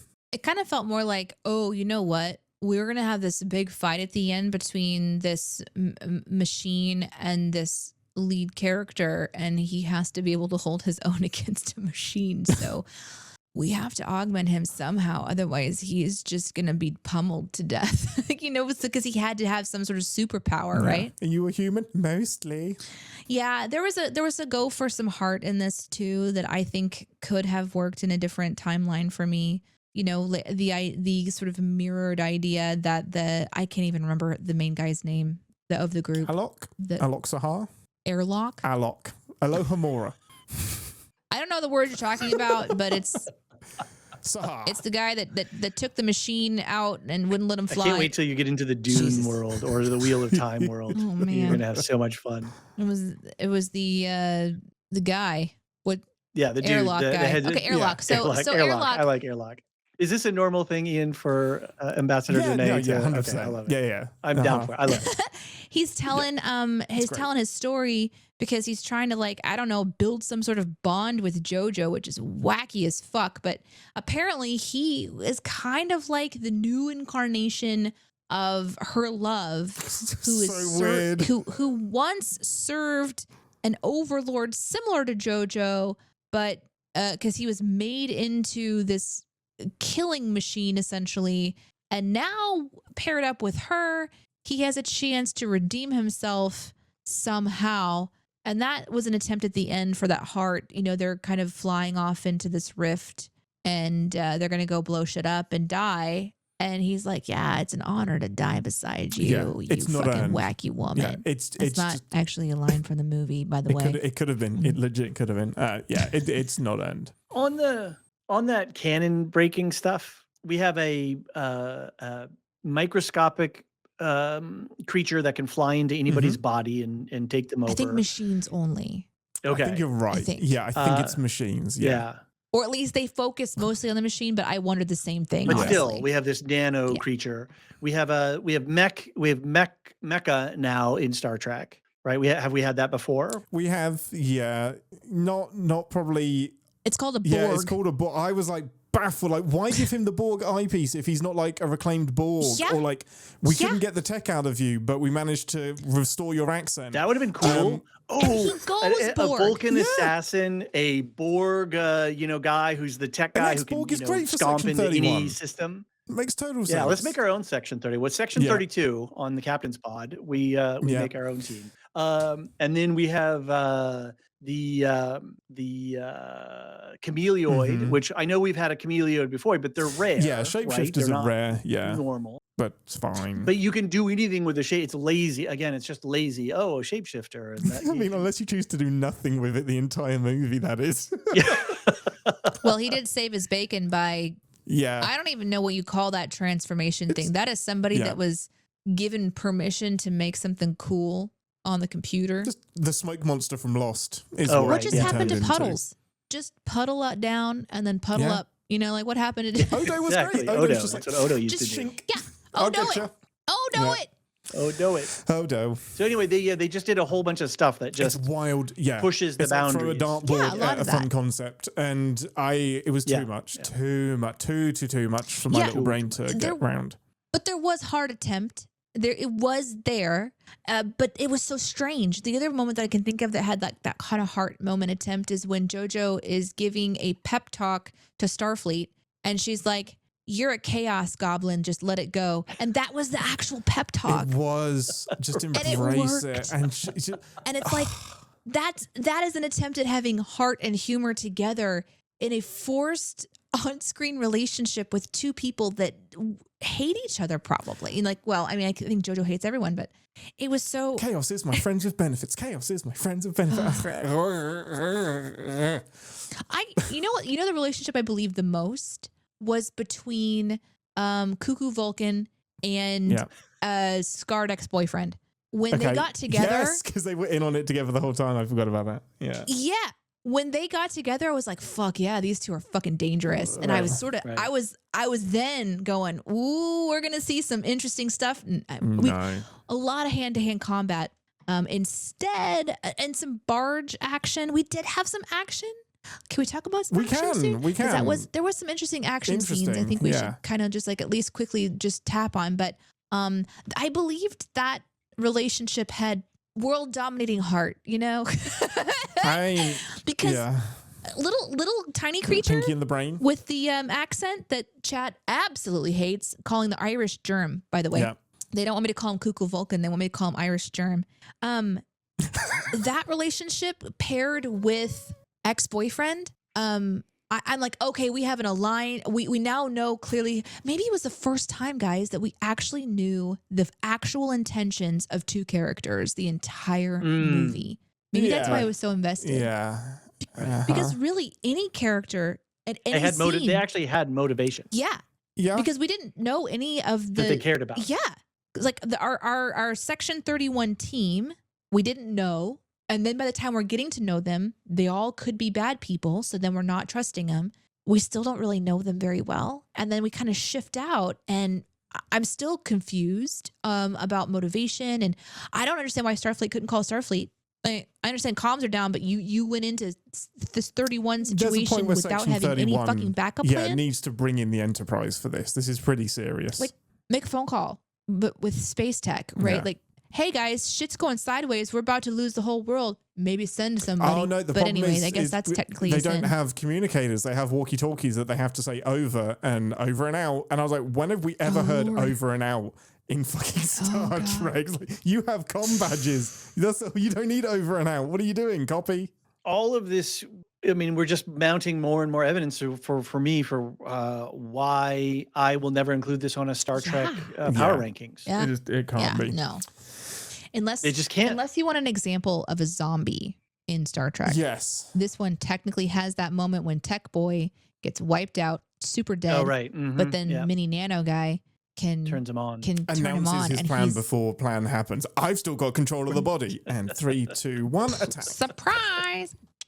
Yeah. And then there's this like zombie fight happening, but you might forget that it's a zombie fight because it's going by so fast, which might be a good transition to some action moments. I do want to know what you think of the ships and the sets and stuff from a Star Trek standpoint. Yeah, so the action will hit. I don't think we need to spend a huge amount of time on it. There is a lot of action set pieces in this, most of them for me unwatchable. In particular, the one where they're on the sudden mineshaft platform thing that zooms off at breakneck speeds. Nobody has a seatbelt, but that's fine. Unwatchable. Like the motion, like you can use darkness to hide a bunch of scenes, but it is like it was so hard to follow that. And in general, the choppy cutting, just the fighting wasn't for me. But how what a lazy trope, right? How many times have we had that in the other Star universe, in other shows, Indiana Jones, Temple of Doom, like all of this stuff. It's just like, oh, put our characters on a speeding train. I mean, you go all the way back to the Western, put them on a speeding train to amp up the danger. and you can do some silly things now. We're like, oh, look out, duck! Oh, hit the bad guy, but not me. And maybe you can get away with one of those, but there was a lot of that going on here. Deneé, you mentioned that you liked that they all have their personal little like phase cloak things that puts them out of phase and they get fighting together. Oh, I loved that fight. I really did enjoy that one. But I did like the fact that that they could walk on the deck. Yes. And the thing did not fall through. Oh yeah, it's one of my biggest sins too. Oh right, I forgot. You guys, we have a format for this. We gotta. This entire section has felt like sinning. I get that. That's okay. we break it all the time. Yeah, but you like that, Deneé. So tell me how that hit you. That's a positive. I do. I thought it was kind of interesting. And again, they telegraphed everything, which I hated. I hate it when it's like, I purchased this device, which will now phase me out. Yeah, I could have worked it out. I could see that you did that, but it was really interesting. Here's something that they missed. So ex-boyfriend shows up with his own phase. We have no idea. Right. Oh yeah. Yeah. So he's got one of those too. I think the insinuation is that when she said she purchased one and got one for herself, or she sold one and then got one for herself, maybe it was indicating that he had one. But here's the interesting part for me, which is like, how has he just been hanging out in phase, just waiting for her to phase in for that fight? Like it was just that he had the same idea that she had to take this device, and they didn't explore that at all. But it was such, it wasn't even a clue. That aside, it wasn't even a clue for her because no, it I could don't have think it been was like, meant to be. oh, Terran Empire. If that was Terran Empire exclusive tech, then she's like, oh fuck, this is someone from my past. Like. But there was this feeling when he showed up. So like all the bullshit aside about how they could have done things better, when he shows up, I was like, oh, Ant-Man's here, guys. This is serious. You know, he had like the kind of, and it looked really fun. And then they had this cool fight. I did not like the flipping camera. No. Please, if you're going to watch Section 31, please watch this fight in particular. And if you are of the legal age of drinking and you enjoy drinking games, please take a small sip, not a shot, just a small sip every time. Because otherwise you're going to end up in the hospital. Yeah. Every time you hear the most ridiculous punching noise maybe ever, it was comical. But by the time I clocked it, I was like, what is that? You can't and unhear it. It's just like, it was kind of like they took a wet cloth and they just slapped it on a desk and recorded it. It was fantastic. But it is really fun to see, and it's got some interesting action shots. I loved the set that they were on, that cool bar. That looked really, really neat. It was very Fifth Element with the rock and the opera. Yeah, I'm okay with the space station design. It practically doesn't make sense with all of the hoops and stuff, but fine. That's no. But it was still pretty. Yeah. And then you get to see some hand-to-hand combat. I do think that they once again went too much. This is the example of when people are given just too much. It was just too much. I love a good hand-to-hand combat fight. Well, and it's Michelle Yeoh, so she's you're great. expecting hand-to-hand combat, right? It was fun. I mean, I wish that they would have like stopped moving so I could watch her work. Yes. And I guess there's some people love fast action cuts, and there's even like a miner's scene where they're going through the mine and things are whipping by. This is also a fast cut as well. But when she's just like running on, whether it's her or a stunt double, I don't give a fuck, but it was fun. She's like running on the countertops. They're phasing in, they're phasing out, they're shooting each other, they're stopping. It was just a lot of fun to watch. And it kind of was like, oh, this is a fun pace, but the rest of the story falls apart. But that one, I was kind of in on it. I was really enjoying that particular fight. And because there was this tension when he shows up, immediately you know it's the ex-boyfriend. They try to throw you off when they show a back, when they do a flashback and they kill him, but then he didn't actually kill himself because they did the thing that you do in like Princess Bride when you build up your poison immunity. Even that is a trope that's been done. You're allowed maybe 2 per movie, not 20. Yeah. But that was a fun one. I don't know. That one was maybe the only. The only fight scene that I would watch again, I think. How about? It's a beautiful craft though when you can do hand-to-hand combat. My question to you real quick before we move on is, I think I know the answer. Would you prefer a fight scene like you saw in this movie, or Captain Kirk, slow-mo, overemphasized punches, old school style? Like, which would you prefer? If you had to see it in every single movie for the rest of your life, which would you prefer? It's hard because there's an element of that is like of its time. The problem is there's a third alternative, which is well shot action scenes. It's not. This isn't a zero-sum game. So what's an example for you of something that's a well shot action scene? Are we going like, what was the series of spy movies with Matt Damon? The Bourne Identity, but it's only the first one because 2 and 3 get shaky cam and it's impossible to follow. 1 is excellent. The pen scene where they're doing like the all of the fighting together and he stabs the pen into his hand. I can follow all of that. The action. I mean, there's a hallway scene in I think the first season of Daredevil, the Marvel show that was on Netflix. That is, which is if like that is how you do an action scene for me. Like that is the camera is basically planted. And the problem is that is an art form. You've got to have a stunt coordinator. You've got to choreograph the whole thing. You're not getting it done in one take. It's a lot of effort for perhaps not a lot of payoff. But for me, that's the kind of action where I'm just like, make an art out of it. But it's hard to do. So I get why you do the choppy chop instead. But this movie had so many action scenes, so many fight scenes. So if your movie is going to be that, have some character about it. Make that your set piece. Maybe this was the martial arts Star Trek movie, but it wasn't because the action was just the same bland old action we see in any old kind of MCU movie. So you would prefer Kirk? Damn it, Deneé. David, what was your... You're not going to get me to say it. It's a zero-sum game. There's a third option today that you're not letting me do. I'll take option number 3.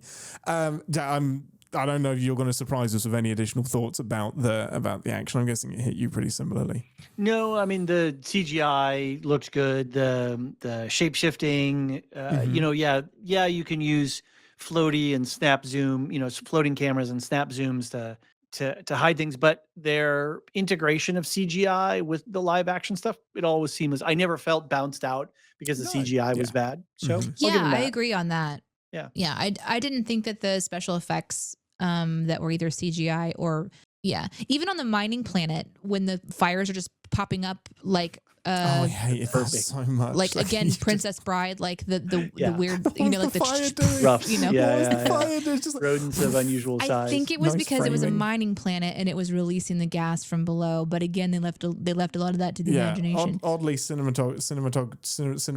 oddly nice Other than looking. the burping planet, their practical sets all looked good. Yeah, so, I didn't mind. Was bad. I didn't mind the mining planet set either. There was actually a moment on that when they went and ventured away from the little cave where they were after their ship blows up, which, by the way, didn't see that coming. I liked that a lot. I liked the ship, though, and I'm sad that I didn't get to see more of that. But that's okay. It's fine. But anyways, they went to go find Tech Man. Mech Man? No, I mean, you're not going to... I'm not... Zeph, that's technically. Okay. Mech Man's all we need. Zeph. So they went to go find him, and there's this shot, which I'm sure is a drone, and it's 2 of the characters up on a ridge, and then it starts to go backwards through the forest, down a hill, to come up on our next 2 characters. And it was just this beautiful shot. I wish I'd remembered that shot. That sounds like a great shot. I vaguely I must remember be this looking now. at my phone at that moment. Yeah, this is definitely a movie that's a temptation the entire time. I was bordering on checked out by then. Yeah. I was really forcing cool. myself to. I several times I was like, "Stop! I have a podcast to record about this." Yeah. But there was really a lot of interesting things to see, and I think I would have preferred Kirk Punch. Nope, just kidding. I want to do fast. I would rather do fast. You're forgetting the third option, which is actual choreographed fight scenes. I will not let that go. We just watched Everything Everywhere All at Once for our subscriber exclusive 11Zs. And the fight scenes in that are fast and there's a lot of editing, but they understand exactly what they're doing. And then so every view that they show you tells you something, tells you a part of the story of the fight. Yes. And so you feel like it's not just choreographed well, it's just not shot well, it's not just edited well, but all of that builds the story of what's happening in the fight. Yeah. And none of these fight scenes had a story to their fight scenes. No, they were just... Yeah, it was survival. It was just survival. Yeah. Everybody was kung fu fighting. They were all kung fu fighting. Just so you know, if you want to go back, it's at about 54 minutes for that the scene that I'm talking about that I think has the reverse drone footage. I will not.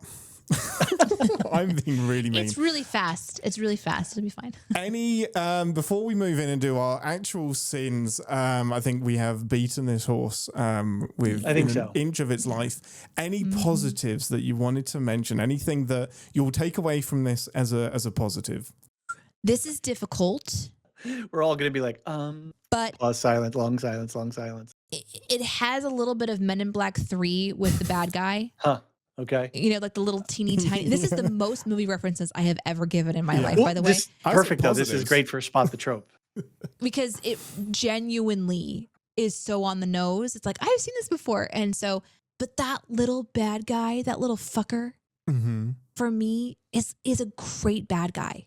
He really is. So I think that's like the only positive is just this cuckoo bananas, tiny microscopic thing that is annoying, and I just want to see get caught and murdered, but we didn't actually get to see that. So I think if I didn't, of all the things I had that I was positive about that I hadn't mentioned, I think they chose the proper bad guy. Well, I think and you've got the perfect merger of he's got an ex-wife that's on the hunt for him as well. So it's all original ground. That was David. Any one positive that you'll take away from Section 31? That we see Section 31 in the Star Trek universe in full effect. Like we actually have a whole Section 31 story. Yeah. So like that idea of like, well, we're just happy that Star Trek is being made and that we're, unlike other properties, Star Wars, that can't seem to get their get themselves sorted out. At least Star Trek is pushing forward, and we got a Section 31 story. Yeah, I'm very similar. As much as I have disliked this movie and have so many issues with it, I'm weirdly glad it exists. It didn't offend me to the core where I want to erase it from ever having existed. There are watchable elements to it. Michelle Yeoh is still fantastic as always. And I'm glad it exists. I'm glad it exists as a swing. I hope the right lessons can be learned from it. But I'm glad that Star Trek is alive and in a position to produce something as wacky and crazy as this, even if it wasn't for me. This is unhinged. It is unhinged, and not in the ways I usually like unhinged. Right. Sadly, it is 1 pip from me out of 4. Ooh. Yeah. Maybe half a pip. Deneé? Yeah, -10 pips for me. Oh, Jesus Christ. That means you're just undressing someone? You're removing other bits of their uniform now? Yeah. Mm-hmm. Yeah. I David? had 2 pips, but I don't know your ranking system very That's well. fine. So. That's fine. I mean, because fine. they did put into costumes, they did put into sets, they did put into CGI and practical, right? That's good. And inside of that, like if you took the plot away and then just watched a silent movie, right, and just watched stuff going on screen, it's credibly acted, it's credibly costumed and produced, and it looks good, and so that gets something, I guess. Yeah. Okay. Yeah. That changed my pip level. For those of you who are keeping track at home, I'm sorry. Sorry, Slab. I will amend mine from -10 to -9. Amazing. I'm staying on Brilliant. 1. I'm glad I could sway you today. Thank you. I do like to listen. Yes. I don't know I'll ever give anything a negative in Star Trek, but we will be sticking with a 1 for me. With that, let's head over to engineering to have some fun with some of our little nitpicky sins. 3 to beam to engineering. Warning. Warp core collapse in 10 seconds. This is the part of the show where we re-engage our sin brains, remind ourselves that no TV show is without sin or streaming movie, even our beloved Star Trek. So yes, David, this is your first time with us. We will go round robin, kind of just picking a specific nitpick, cliche, irritation, plot thing that didn't make sense. Any of that kind of lovely stuff that we tend to do on CinemaSins side of the world. Guests can go first. Why are they speaking French in the space station? Hey, there's a France in the mirror universe. She is suddenly very French. Is it just because it's classy? Okay, I buy that. I'm down. So. Yeah, it's cool. I think she's a proprietor of an establishment, and they have cool to be club. French. Yeah. That's just the way it goes. Yeah. A little Casablanca never goes too far. That may actually be the reference. That may be and then, man, I just wonder so much how much was deliberate homages, and it just doesn't pitch itself like that. Anyway, I'm going to get into this phase stuff because there are multiple levels where the phase button fight thing was confusing, and it immediately broke itself for me when she chose to run through a wall. And as soon as you run through a wall, it's like, oh, then you're not in phase with anything. And technically that's true from the beginning, because she explains that she's vibrating at a different frequency other than the item that she's put her little cloaking button onto, so she can pick up that. So, but until she chooses to run through a bulkhead, I can kind of allow it. But I guess somehow she's managed to tune herself into the floor and not anything else. But it really broke that fight for me, especially when she starts throwing the item through walls as well, and then kind of gets her foot stuck. And the other element of the fight for me that's confusing is that when her friend, her ex-lover comes in with all in the black suit and the helmet, why not deactivate your phase? Because he's in phase with her, but if she then takes her phase thing off, he can't interact with her or the item that he's trying to steal. And if he does then join the real world phasing, the entire team can fight him. Like, the only reason this is a 1v1 fight is because she's choosing to stay in phase with him. So don't do that. Rejoin everyone else's phase, and you've got your whole team with you, or a person that can't interact with you. So I could not get past anything that was cool in that fight. Broke me because it doesn't make sense. I'm sorry that you had to spend so many brain cycles on figuring the logic out of that fight scene. Welcome to Ian's brain. Like, you introduce a new piece of tech. Something. Yeah, you introduce a piece of tech like that. It's cool, right, but make it make sense and use that magic in the fight, because it's so easy to pull apart.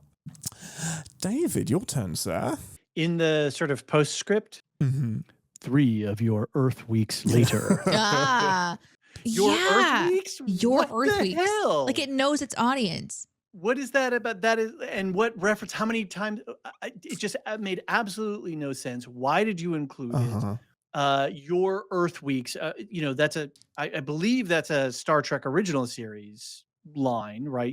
So in several times aliens say yes. in your they'll do that in TNG as well. You have 1 Earth hour in which to respond, because what does an hour mean? The audience needs to know. But why are you putting that as text on the screen and in the sort of postscript? Yeah, to be cute. And who are you talking to with your Earth weeks later? And that links into the chapter points where it has like assignment whatever. And I thought maybe that was from section 31. Which goes back to the video game. Exactly. But it's just for us. Yeah. Like, that's not for anybody in universe, but it's so specific, and I guess trying to be cute, but it didn't land. I agree. Yeah. It's a jarring one. Okay, Deneé? Yeah. Oh, my next one is, why not just lock and beam the machine, the device from the very beginning? Oh, they never try. Yeah. Just beam it out. Yeah. I mean, there has to be a way to beam it out. I mean, maybe stations don't beam, but that's bullshit. But there's not even a cursory explanation. There's always something, like transporters. Yeah, there's are always offline. some reason. Like, it's been protected by the ion storm is interfering with our target. Yeah, exactly. That's it. There was only 1 ion storm, and it was 2 converging ion storms. There we go. That's right. That's it. Right. Oh my God, that's what it is. It can't just be 1, because this movie's extra. It's got to be 2. Oh, and did you know that they're always predictable? Because he told us that. By the hour. You can set your clock to the ion storms. Did you know that? It's going to be the new watch. I do now. You have a watch, and contained inside of it is 2 ion storms, and so when they converge, it's been 4 hours, and that's just how you tell time from now that's on. the easiest way to tell the time. It really is. Where do I go next? I think there was a lot that was offensive about the exposition stuff, and I use offensive pretty what's the word? Over exaggeratedly, being dramatic, but Georgia going through the character list, I was like, roll my eyes. Okay, give us all of the details that are just for the audience. He knows his team. He doesn't need this explanation because that's his team, by the way. But how did she figure all of that out? That's what's really unsatisfying, because Section 31 are like well hidden. They're the best of the best. They're this covert team. I can believe that Giorgio figured it out, but tell me, like, give me something. Give me like some Columbo, Poirot, House, Sherlock, incredible thing that she tapped into. But she just lists, I know this person, this person, this person, and that person. And I can almost like pass the character list if I like have something to grab onto with how she exposed them all. Being that they should not have been that easily exposed. Yeah, they gave us no fine there. She's doing a Sherlock thing, right? Where like, but they showed us the character so that we knew, so that when she did her recitation, we know that she's smart. But they never showed us her clocking them. Like they could have had her target that one, and then we would have gotten double. We would have been introduced visually. And then they would have clued us in that, hey, she's really smart. She knows everything that's happening in her club. Or maybe don't even spell it out as well. Maybe just let us get to know the people and we can fill in some gaps. Like everyone was so specifically, you are character type A, you are character type B, you are character type C. There was no room for me to fill in any gaps or to have fun with any of them. I'm getting grumpy. Need to stop. David. I'm out. You liar. We've covered all of them. Yeah, we have been doing this a lot. The only other one I'll throw back in, because it was at the very top that Deneé mentioned, and I didn't really get to chime in on it, was space drugs. Space drugs! Yay! We had some space drugs in Dune Prophecy. Yes. And it was actual proper spice, but very diluted spice. But yeah, space drugs, they're the best drugs. They're always like, they're so good. Hey, just do this drug and it's all And it good. doesn't do anything. Yeah. And and I loved how they were breathing, and it was like the little rainbow things were coming out. Yeah, and, it looked really pretty. And it sounded tingly as well. That's right. And we were told that it was very, very rare. Very but rare. They didn't even get the shits afterwards. Like nothing happened. Nothing. No munchies. Yeah, nothing. Yeah. Oh man. My next sin is, how dare you make a character have a name even close to Data? Oh, Data? Data is that maybe like Data Node and Data Node? Like, how dare you? Even close. That was cheap. Just quit it. Yeah. Fine eugenics wars, fine whatever, little tricorder whatever. beeps, whatever. Yeah, Don't but fuck with don't my favorite fuck character. Got it. Okay, but is it that or is it Worf? Is it Picard? God, you'll Deanna. never know. You never have to pick your favorite ever. Thank you. By the way, I added one back onto my list because we didn't really cover it. So if we come back around, if we're still doing it, I've got one more. Oh yeah, and you can steal from the chat. I mean, you can be inspired by the chat. Oh, I haven't been. If I got stuck in with chat, I would never. You'd never. Oh yeah, we would never end the show. We don't do this. We don't have live chat when we record, so I'm not used to it. So I would lose. I'd be out of phase of the conversation. Yeah.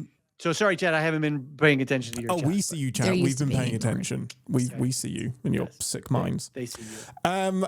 This is a weird one. This is right at the end, and they list off all of the weapons that the Terran ship has, and then a single token torpedo is fired.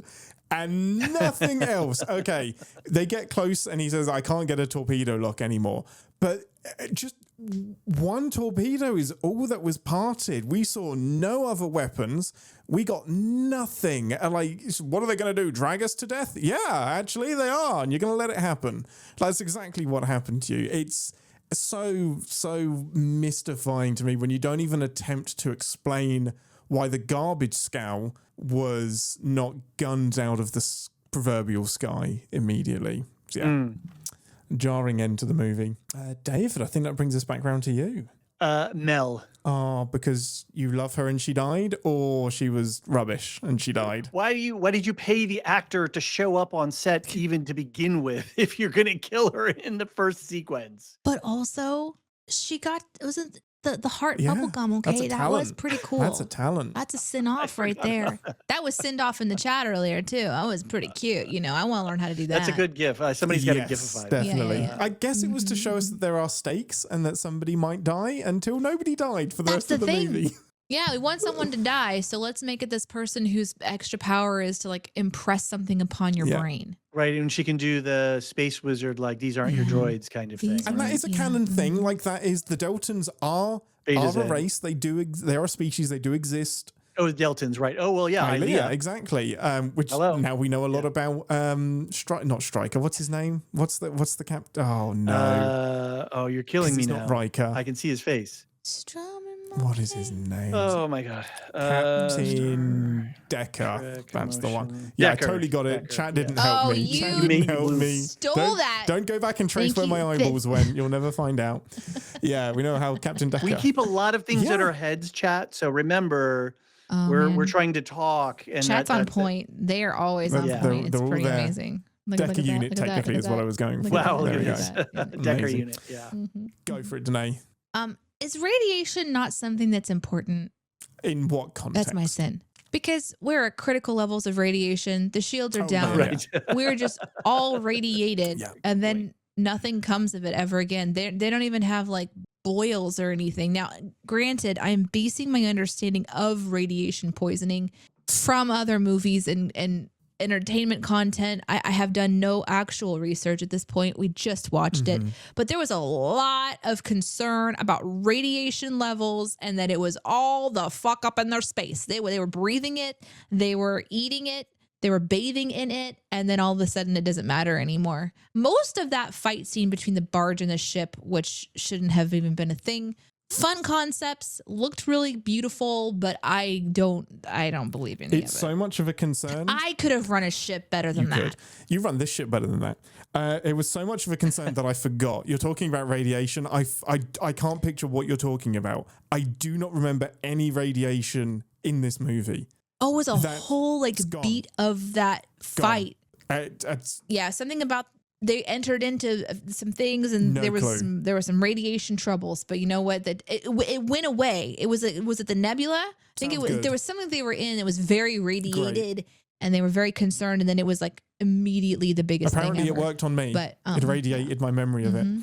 Yeah, it did. I've got a really stupid one that I want to slip in, and it's that fucking holographic dragon tail that she had in the flashback. Oh, what yeah. the fuck was that? I'm sorry. Holographic dragon tail. I think I got exhausted at some point and I just stopped clocking all of these holographic dragon tail. What? I think we cover a lot of like the more serious ones in the show, and then we just do the sillier ones at the end, I guess, because dragon tail. It is awful silly. I have one more that was annoying, and it is on the. Well, that's okay. It's my turn. Wait, what? No, you just did the nebula thing. You just did the radiation, and then you did the dragon tail. Are you okay? Are you forgetting? I haven't eaten. Like, are you? It was the radiation. Yes, broken me a little bit. You mentioned it super briefly, but it has to be sinned in this section. But that fucking doll said, "We're all gonna die." Oh god, I forgot about the doll. Forgot about the doll. Why would it say that? Why would it say that? Everything else made sense. Everything else was something a doll would say. You're my best friend. We're all gonna die. Let's go to the beach. I'll meet you in 10 forward. Just like anything. What? But we're all gonna die while it is going. Now, finding that fucking kid baby bomb in the trash heap, all of that stuff is just so stupid. I think I was checked out by that point. But like they hit one of the last two buttons, they launch the trash into space, and then we're just watching this thing eventually like blow up. And it says that, and I'm just like, wow, they don't give a fuck. Like, they don't give a fuck. Just to shout out the chat, it would have been less jarring if it had said there's a snake in my boot. I agree. I totally agree. I could have bought that. I could not believe that it said that. Anyways, wild. Sorry. I could not believe that. My very last one is back to the Deltan. She uses the magic love potion mind stuff and then decides to punch him. And I'm like, it was working. Well, she breaks a bottle and tries to poke him with it first. But like, it was working. Like, you're not the fighter. You're the why would you're the she hypnotist. Stop? This is what's his name? Yeah, you're ranged attack. You're not. You're charming them. You don't break the charm that you just charmed them. You just rolled a natural 20 on your charm, and then you punched them and broke them out of it. This is Star-Lord punching Thanos in the head, and you deserve to get zapped. I'm sorry, you're stupid.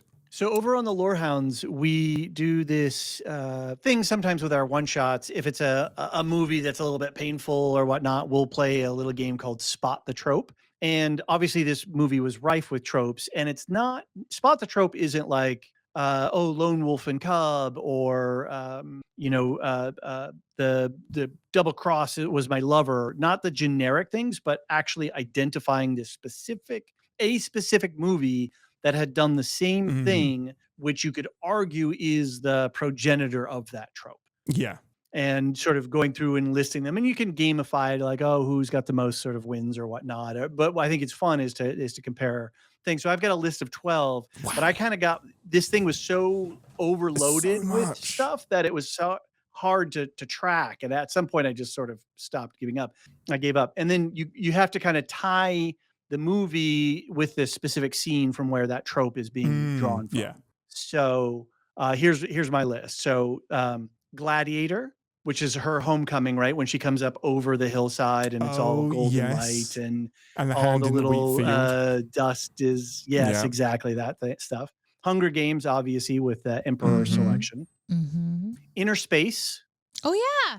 Which is a movie from somebody in chat maybe can look up the year for Inner Space, but that's a whole remote inner pilot. 87. 87 with Steve Martin, I believe. No, not Steve Martin. Martin Short. Martin Short, yep. Dennis Quaid. Dennis Quaid. Yeah, and Meg Ryan. Right. Mentioned multiple times on this podcast by Deneé, by the way, and I still haven't seen it. Okay. Fifth Element, the opera singer. Oh, yeah. 100%. At the bar. Star Wars, obviously, for the cantina, because they were showing all the weird alien creatures and all that kind of stuff. Obviously, the whole Mission Impossible series, right, with the briefing and the ending for the new job and, that thing. Ocean's 11, with the review of the team members. And sort of how the heist went. Yep, exactly. Indiana Jones and the Temple of Doom. Okay. The opening sequence where they're kicking the diamond around at the bar in, I believe I remember. Hong Kong. Yeah, that's the case, the phased out case where they're in the bar fighting and shooting at each other, and the case and everybody's trying to grab around between people. Yeah. Yeah, exactly. The movie SWAT that has. I can't believe SWAT originated anything. And Shanghai. Oh, it was in Shanghai. Thank you, Flyboy 65. SWAT, where it's the iffy team member who double crosses. What else do I have here? Iron Man, obviously, with Zeph. Guardians of the Galaxy in the ship cockpit of the garbage scow, right? They're sitting, they're all sort of positioned so that you can see, the camera can look in and see everybody. And then this is a really obscure one, and it took me a minute to find this. But there's a television show called Quark, and it was about a garbage scow that was out in the universe doing its garbage scow collecting, and it would run into all these situations where they ended up saving the day. Oh my gosh. In a garbage scow. That's amazing. Yeah. That is wild. So specific. I love it. Is incredible. I watched a lot of TV when I was a child, as an elder Gen Xer. It's incredible that that's so connected. That's amazing. Yeah, so it's just kind of a fun thing to do. Is like, because when I start to get bored in a movie, and I start to see these tropes, then they just start to especially a movie like this shoot forward that leans on so much. It seems like not just general stuff, like really specific leanings. Yeah, it's a bit wild. Well, what I'm going to do next is let you know what's coming up with the rest of this season of Captain's Pod. But first, David, you briefly mentioned it up top, but where can people find you if they've enjoyed, and I'm sure they have, enjoyed having you on the ship? Thank you. Thanks for the invitation. And you and I have some unfinished business in the future. Oh, yes. Oh, yes. Deneé, I guess we're going to see you on one of our Silmarillion stories episodes. Yeah. You're going to join John to talk about Tolkien. I am. That's very exciting. So you can visit us at LoreHounds.com. We have a community Discord server with channels and forum threads and all the things for all the different shows, movies, and things that we're covering. You can find us just by searching LoreHounds. Oh, thank you for putting up the little graphic on the thing. Look at that. I did it. I did a thing. Huzzah. I did it. You did a thing. Searching for LoreHounds in your podcast player of choice. We also sponsor a bunch of other podcasts, Wool Shift Dust, Rings and Rituals, Never Mind the Music, which is a great one, which is our friends Mark and Nicole. She's a psychology professor. He's a music professor. And they deconstruct songs, and they talk about like what it's doing to your brain and all kinds of stuff. Really great. Fun. We've got Radioactive Ramblers. They were doing Fallout. Oh, look, my cat has decided to come make Kitty cat. We are not. Here we are. We are not adverse to having cats on the show. She does not like to be held, so I'm going to put her down before she scratches my eyes out. We have Radioactive Ramblers, and they're doing a bunch of Studio Ghibli stuff and the Red Rising books, but they were started when Fallout. They're big Fallout fans, so there's that. And then we have a theologian and a stand-up comic who talk about movies, and that is Properly Howard Movie Reviews. So all of those, if you find us, you'll find all of those podcasts as well.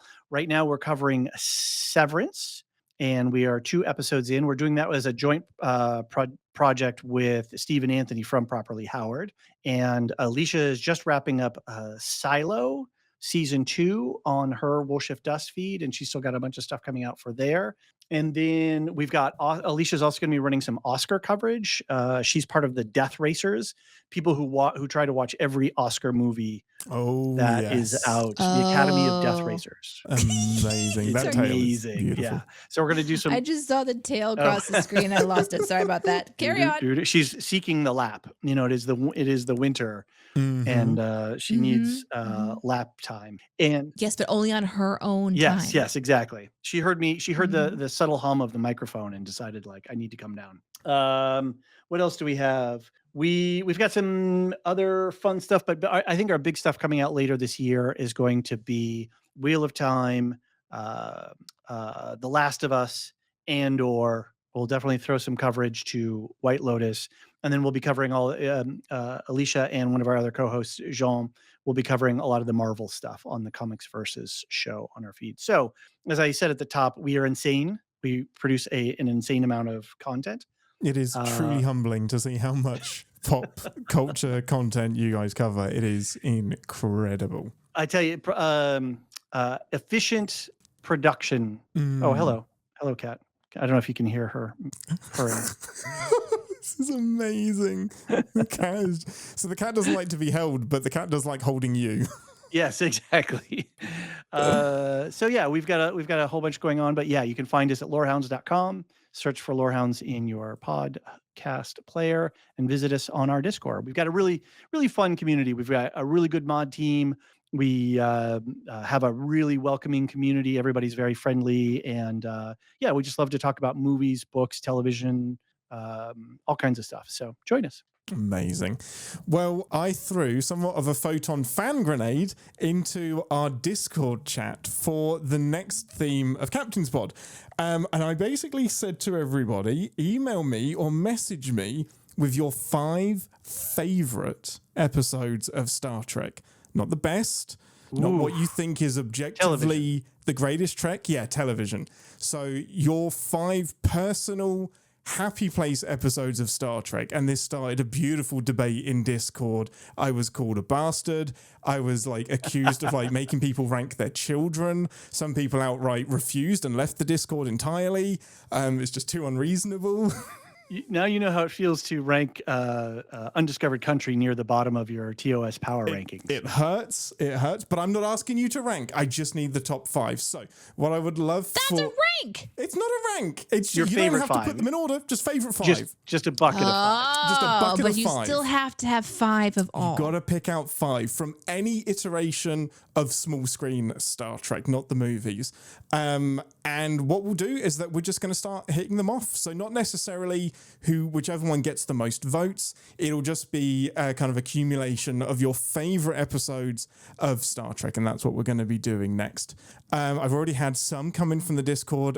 Email captainspod@cinemasins.com with your 5 favorites, and we'll see if it's one of the episodes that we cover. What we're going to be starting with, which is one that has appeared on multiple lists that I've been sent so far, and it just happens to be probably in my top 5. I haven't done this myself because it's too hard. But we're going to be doing Star Trek TNG Timescape, which is season 6, episode 25. No surprise, there is time involved, so of course Ian loves it. So your homework for next week is Star Trek TNG season 6, episode 25, Timescape. And I think that's everything. Deneé, anything else we should plug before we say goodbye? Oh, nope. Amazing. Thank you for joining us for this bumper edition of Star Trek. This bumper edition of Captain's Pod. Thank you, David, for joining us. Thank you for the invitation. And until next week, I'm Captain Ian, and it's a collective meh from me. Hey, don't get your prime directives in a bunch. Yeah, that and it's a let's get on with it from me. Amazing. Live long and Podsper. Thanks for listening. Want to connect with the show? Our hailing frequencies are always open through captainspod@cinemasins.com. Like, comment, and subscribe on your podcast player of choice, and be sure to visit cinemasins.com.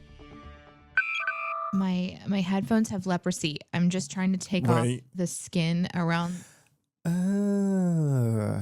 That's gross. You can't even hear how grossed out I am because you refuse to put them on. But I know you can't. He needs to just get the fuck off of me. You'll hear what I had to say in the edit. Yeah, like I listened to the edits. I trust you way too much, I think, though. What it really got me was when you did something that was like an inside joke. Yeah. A pronunciation of something. What was it? Cassetula? Yes. Yeah. And I believed you for so long. Yeah. That was a BTS thing that I put in the edit. Double trolled me. Because not only did you tell me it was cassetula, which is not, it's not, but you also trolled me because you know I don't listen, and you told the audience the whole to see if you did listen joke. To the edit. Yeah. Yeah. You didn't. And I managed to get Aaron on board for a while. Yeah. No, I probably held that up for at least a year. Can you hear this? If I do this, because I've messed with my audio. Mm-hmm. Yes. Go on. I can't hear anything. Wait, I haven't done it yet. Okay, I'm gonna do the same thing. Can you hear this? Okay. This is my test. Oh, can you hear that? Yes. But can you hear it through my headphones? No, this is you pumping it into my ears. Really? Oh, it's working. Usually that doesn't work. No, it has worked. No, it hasn't worked. No, it has. No, yes, no, yes, no. It works for StreamYard and nothing else for some reason. So you can hear that? Yeah, I can hear that. Can I do my fucking test? Oh, sorry. Did you hear that? I mean, it sounded like a bird smacked into your window. Oh, that's quite loud then. What about this? It sounds like you accidentally hit your microphone. Oh, that's really annoying. What about this? Did you fart? No. What about this? What are you? I can hear something thumping. Yeah, it's me putting my mug down, and I put it down earlier, and I was like, wow, that spiked on my board. Oh, okay. And it doesn't usually do that. It usually is really good at not picking up that shit. Yeah. But you've also said that I was quiet in previous episodes, and I've opened my gate a bit, so it might just be a counter. I gotta fuck with some things. I don't like doing audio work, which isn't good for a podcaster. What I'm doing now is I'm putting my pinky underneath the mug as a suspension bridge thing, as like a suspension spring, and then putting it around the rim and then down. Yeah, it's my life. Do you think maybe you should have a soft landing pad that's not your finger?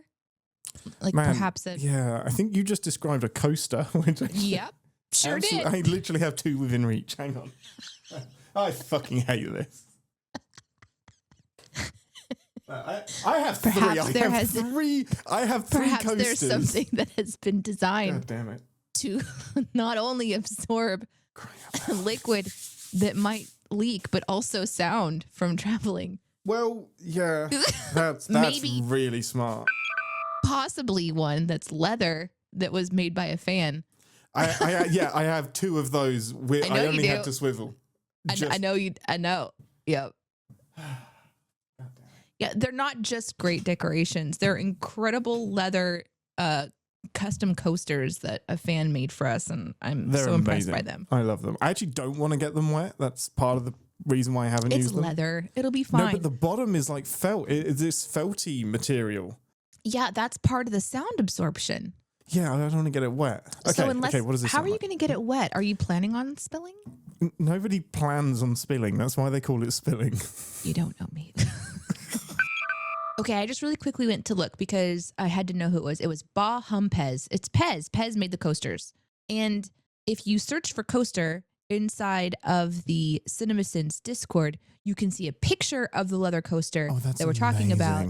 But also, what will show up is a coaster I wasn't expecting, which is one that's being currently crocheted by Lollipop, which is a cat's butthole. So just be prepared for that too. I can see that. Yeah, I can picture that pretty well.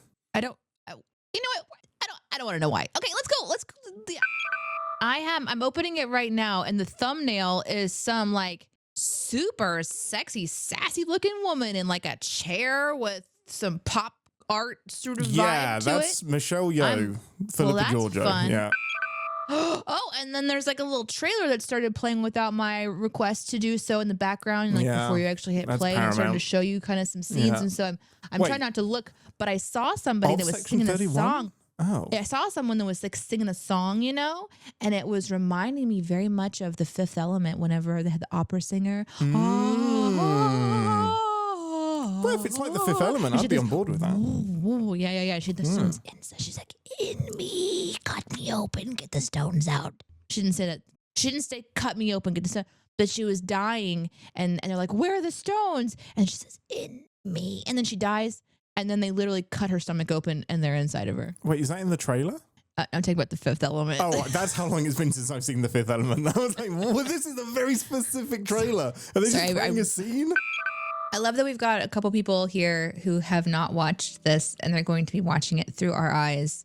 Yes. This reminds me of the importance of kind of going through the sequence of events and giving a better overview. And I'm hoping that in 2025, I'll do a better job with my overviews for you guys, because sometimes I just decide that I'm going to do something silly, entirely too silly, and it really doesn't help you at all. So, I'm going to do my best. You guys are I'm going to do my best. Professional writers. I mean, come on. But not necessarily professional speakers. Yeah, exactly. Yeah. In the LoreHounds community, we sponsor several other podcasts. So we have a little flotilla. And so on the Star Trek The Motion Picture podcast, Ian and I thought that Commodore was going to be the appropriate rank, because we have a flotilla in our alternate universe. I think it makes sense. And technically, it's a different timeline, different universe. So our ranks don't interact with each other, which is why I'm still technically the ranking officer. And that's what we're going to stick with on the show. And normally what I have on this monitor is just some Starship porn that I just all kinds of spaceships and all that kind of stuff. But I was like, oh, there's got to be an LCAR system out there somewhere that's a screensaver. And so this thing, what is it called? System 47? Is it System 47? It's usually up in the corner up there. And yeah, System 47. And they have a YouTube as well, and you can just play a YouTube video of this, or you can download it, and it just runs as an active screen, kind of a quasi screensaver thing, and just runs through all kinds of LCAR screens for an Enterprise E. So it's the best Enterprise. It's the objectively correct choice for. Are you going to start flashing your? I've got a very tasteful cardigan on, and I think I can't quite get it. I think I flashed everybody in the live chat at some point with the tattoo. I think they've all seen it. There is only before and after the flash, and right. Your reaction to it, David, on the Motion Picture Pod was amazing. Like, you quit. Excited utterance. You just left. You were just like, nope, too much. No, this guy is way too much for me. I was like, oh, this it's is like what that. I'm dealing with. Oh, okay. I thought we were just having a nice fan chat here, but this has gotten very serious very quickly. My tree and all of the ornaments are still up, and I'm looking at it going, all right, this is gonna be a big thing that I have to do to kind of like give myself a little grace. I did take 3 weeks of a vacation and traveled, so I haven't been home for most. So that's why the tree is still there. Okay, I think that's definitely part of it, but there is this very loud voice in my head right now. I think it's like my conscious or whatever. I don't know. It's telling me that it would still be up anyway. So, that's fine. I'm that person. The chaos goblin in me just wants to chuck it outside. That's it. We're fortunate enough that we have enough farms around us. That people that have goats, they're like, bring us your trees. Yeah, but this is an artificial tree. This isn't a real tree. Oh, this is artificial. No, you cannot give it a goat. That's not how that works. You can't just chuck that outside and let it decompose. It will, but it's going to take a while. we could not miss Sci-Fi Brony's birthday. Happy birthday, Happy birthday. my Happy friend, birthday. creator of intros. Wonder if I have like any music I could play. Happy birthday to you. Oh, Show wow. off. Live, Is that pretty live good? mic effects. Yeah. I really I practice that a lot. Yeah. You know, I've been working on my vocal. When you're talking vocal about the work. mech Okay, voice, right. you're also talking about Deneé. You need to remember Oh that. shush! No, we can't. Did you go anywhere exciting for your holiday? Yes, I did. A very exotic place called England. Wait, Oh, you went to you England. didn't come to visit me? No, man. You were like, nah, Nah, No. it's too much. I'm done. I don't want to. I talk to that guy all the time. I He'll don't make me need to watch Star Trek. No, I actually did get to visit Ian, Yeah. and we watched Prodigy, Yes, and chat. I We did. Wow. fucking loved it. So, by the way, this is already a podcast. Yes. So much. I can't wait to talk about it, but that's not going to be today's. Oh my gosh! Now that's not gonna be today. you've just mentioned it, and now everyone's going to want to know. She's seen season Oh 1. my God. We didn't get through season 2. She's seen the first 20 episodes. She loved it. She loved it. Deneé, how did you like Prodigy? Okay, so very, very quickly, I loved it. Like genuinely, truly loved it. I laughed. I was screaming happily, like, go, go, go. One of my big geek out moments that let me know that I am actually becoming what I believe you would be proud of to call me a Trekkie is when the protostar warps for the first time. I flipped my shit and had such a great time. I was like, oh my God, it's beautiful. I was freaking out. It was awesome. Well, I have been doing a Discovery watch, and the community on our Discord are having a pretty funny time watching me suffer through Oh, season 1 amazing. of Oh, Discovery. that's fun. What have you? Where are you up to? Did you say you'd finished I season am 2? Yeah, I'm into season 2 now, which I'm enjoying better than I did season 1. Yeah. And let me just double check where I'm at. I am up to episode 4, I Mhm. guess. So Philippa, our subject of our conversation today, Mhm. has already made her one appearance in Yes. this Makes sense. in that storyline. Interesting. So, yeah. I think season 2 would be the one that Deneé likes because it has some Ethan Peck in it. It has some of. But we'll never know. No, we'll never know because we're not doing it. Oh. Moving on. Did you see this question, Ian? The movie Forgetting About the Time Jump? Oh no, this Did you is see this one? interesting. Yeah, I Yeah. didn't. Oh, man, there were so many more scenes I wanted to mention, but we've been running for like 5 hours at this point. There is a problem here that is quite fundamental, and I may try and cut this in. This is interesting, and it is quite a fundamental flaw. I think Giorgio gets transferred into the Prime timeline in like the 2250s. Gets shunted all the way to the year like 2900 or something like that, and is then sent back to roughly 2280, 2290, and that's where we see her now. So the San that has gone through the portal is about 6 or 7 decades adrift. So when he's joining this timeline, they've completely ignored the time jump that happened. So he should have either been in the Prime timeline a lot longer than we thought and look older, or we need an extra explanation for why he's skipping dimensions and skipping through time. Oh, that's interesting. So yeah, they just don't explain that or forgot about it. So we are always trying to figure out what would be the best Star Trek to show someone who has never seen Star Trek, right? Would you guys think this would be the worst thing to show someone to get them into Star Trek? Yes. Not unless you're telling them it gets so much better from here. No. I wouldn't. No, I wouldn't. It's too much. It's far too much, and it doesn't It's too represent much. anything really Star Trek.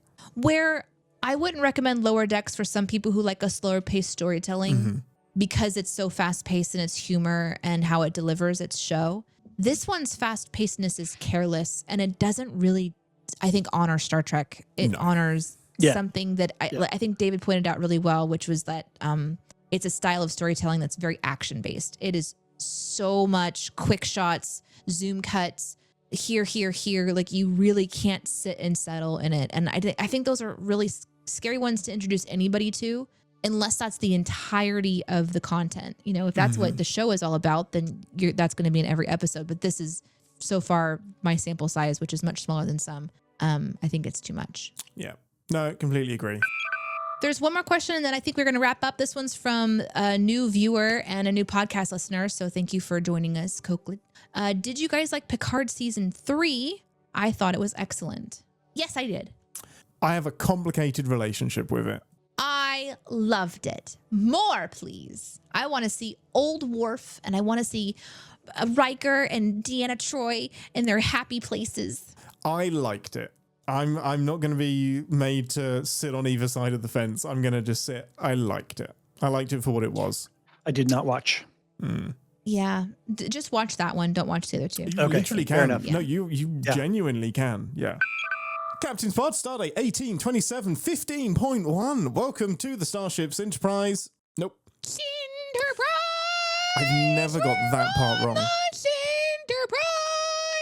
Well- Everybody likes space, unless you're a potato. Potatoes love space. You shouldn't crowd potatoes. That's how they For get a moldy. Split second, I genuinely forgot we were recording a show, and I was just like hanging out, just being stupid.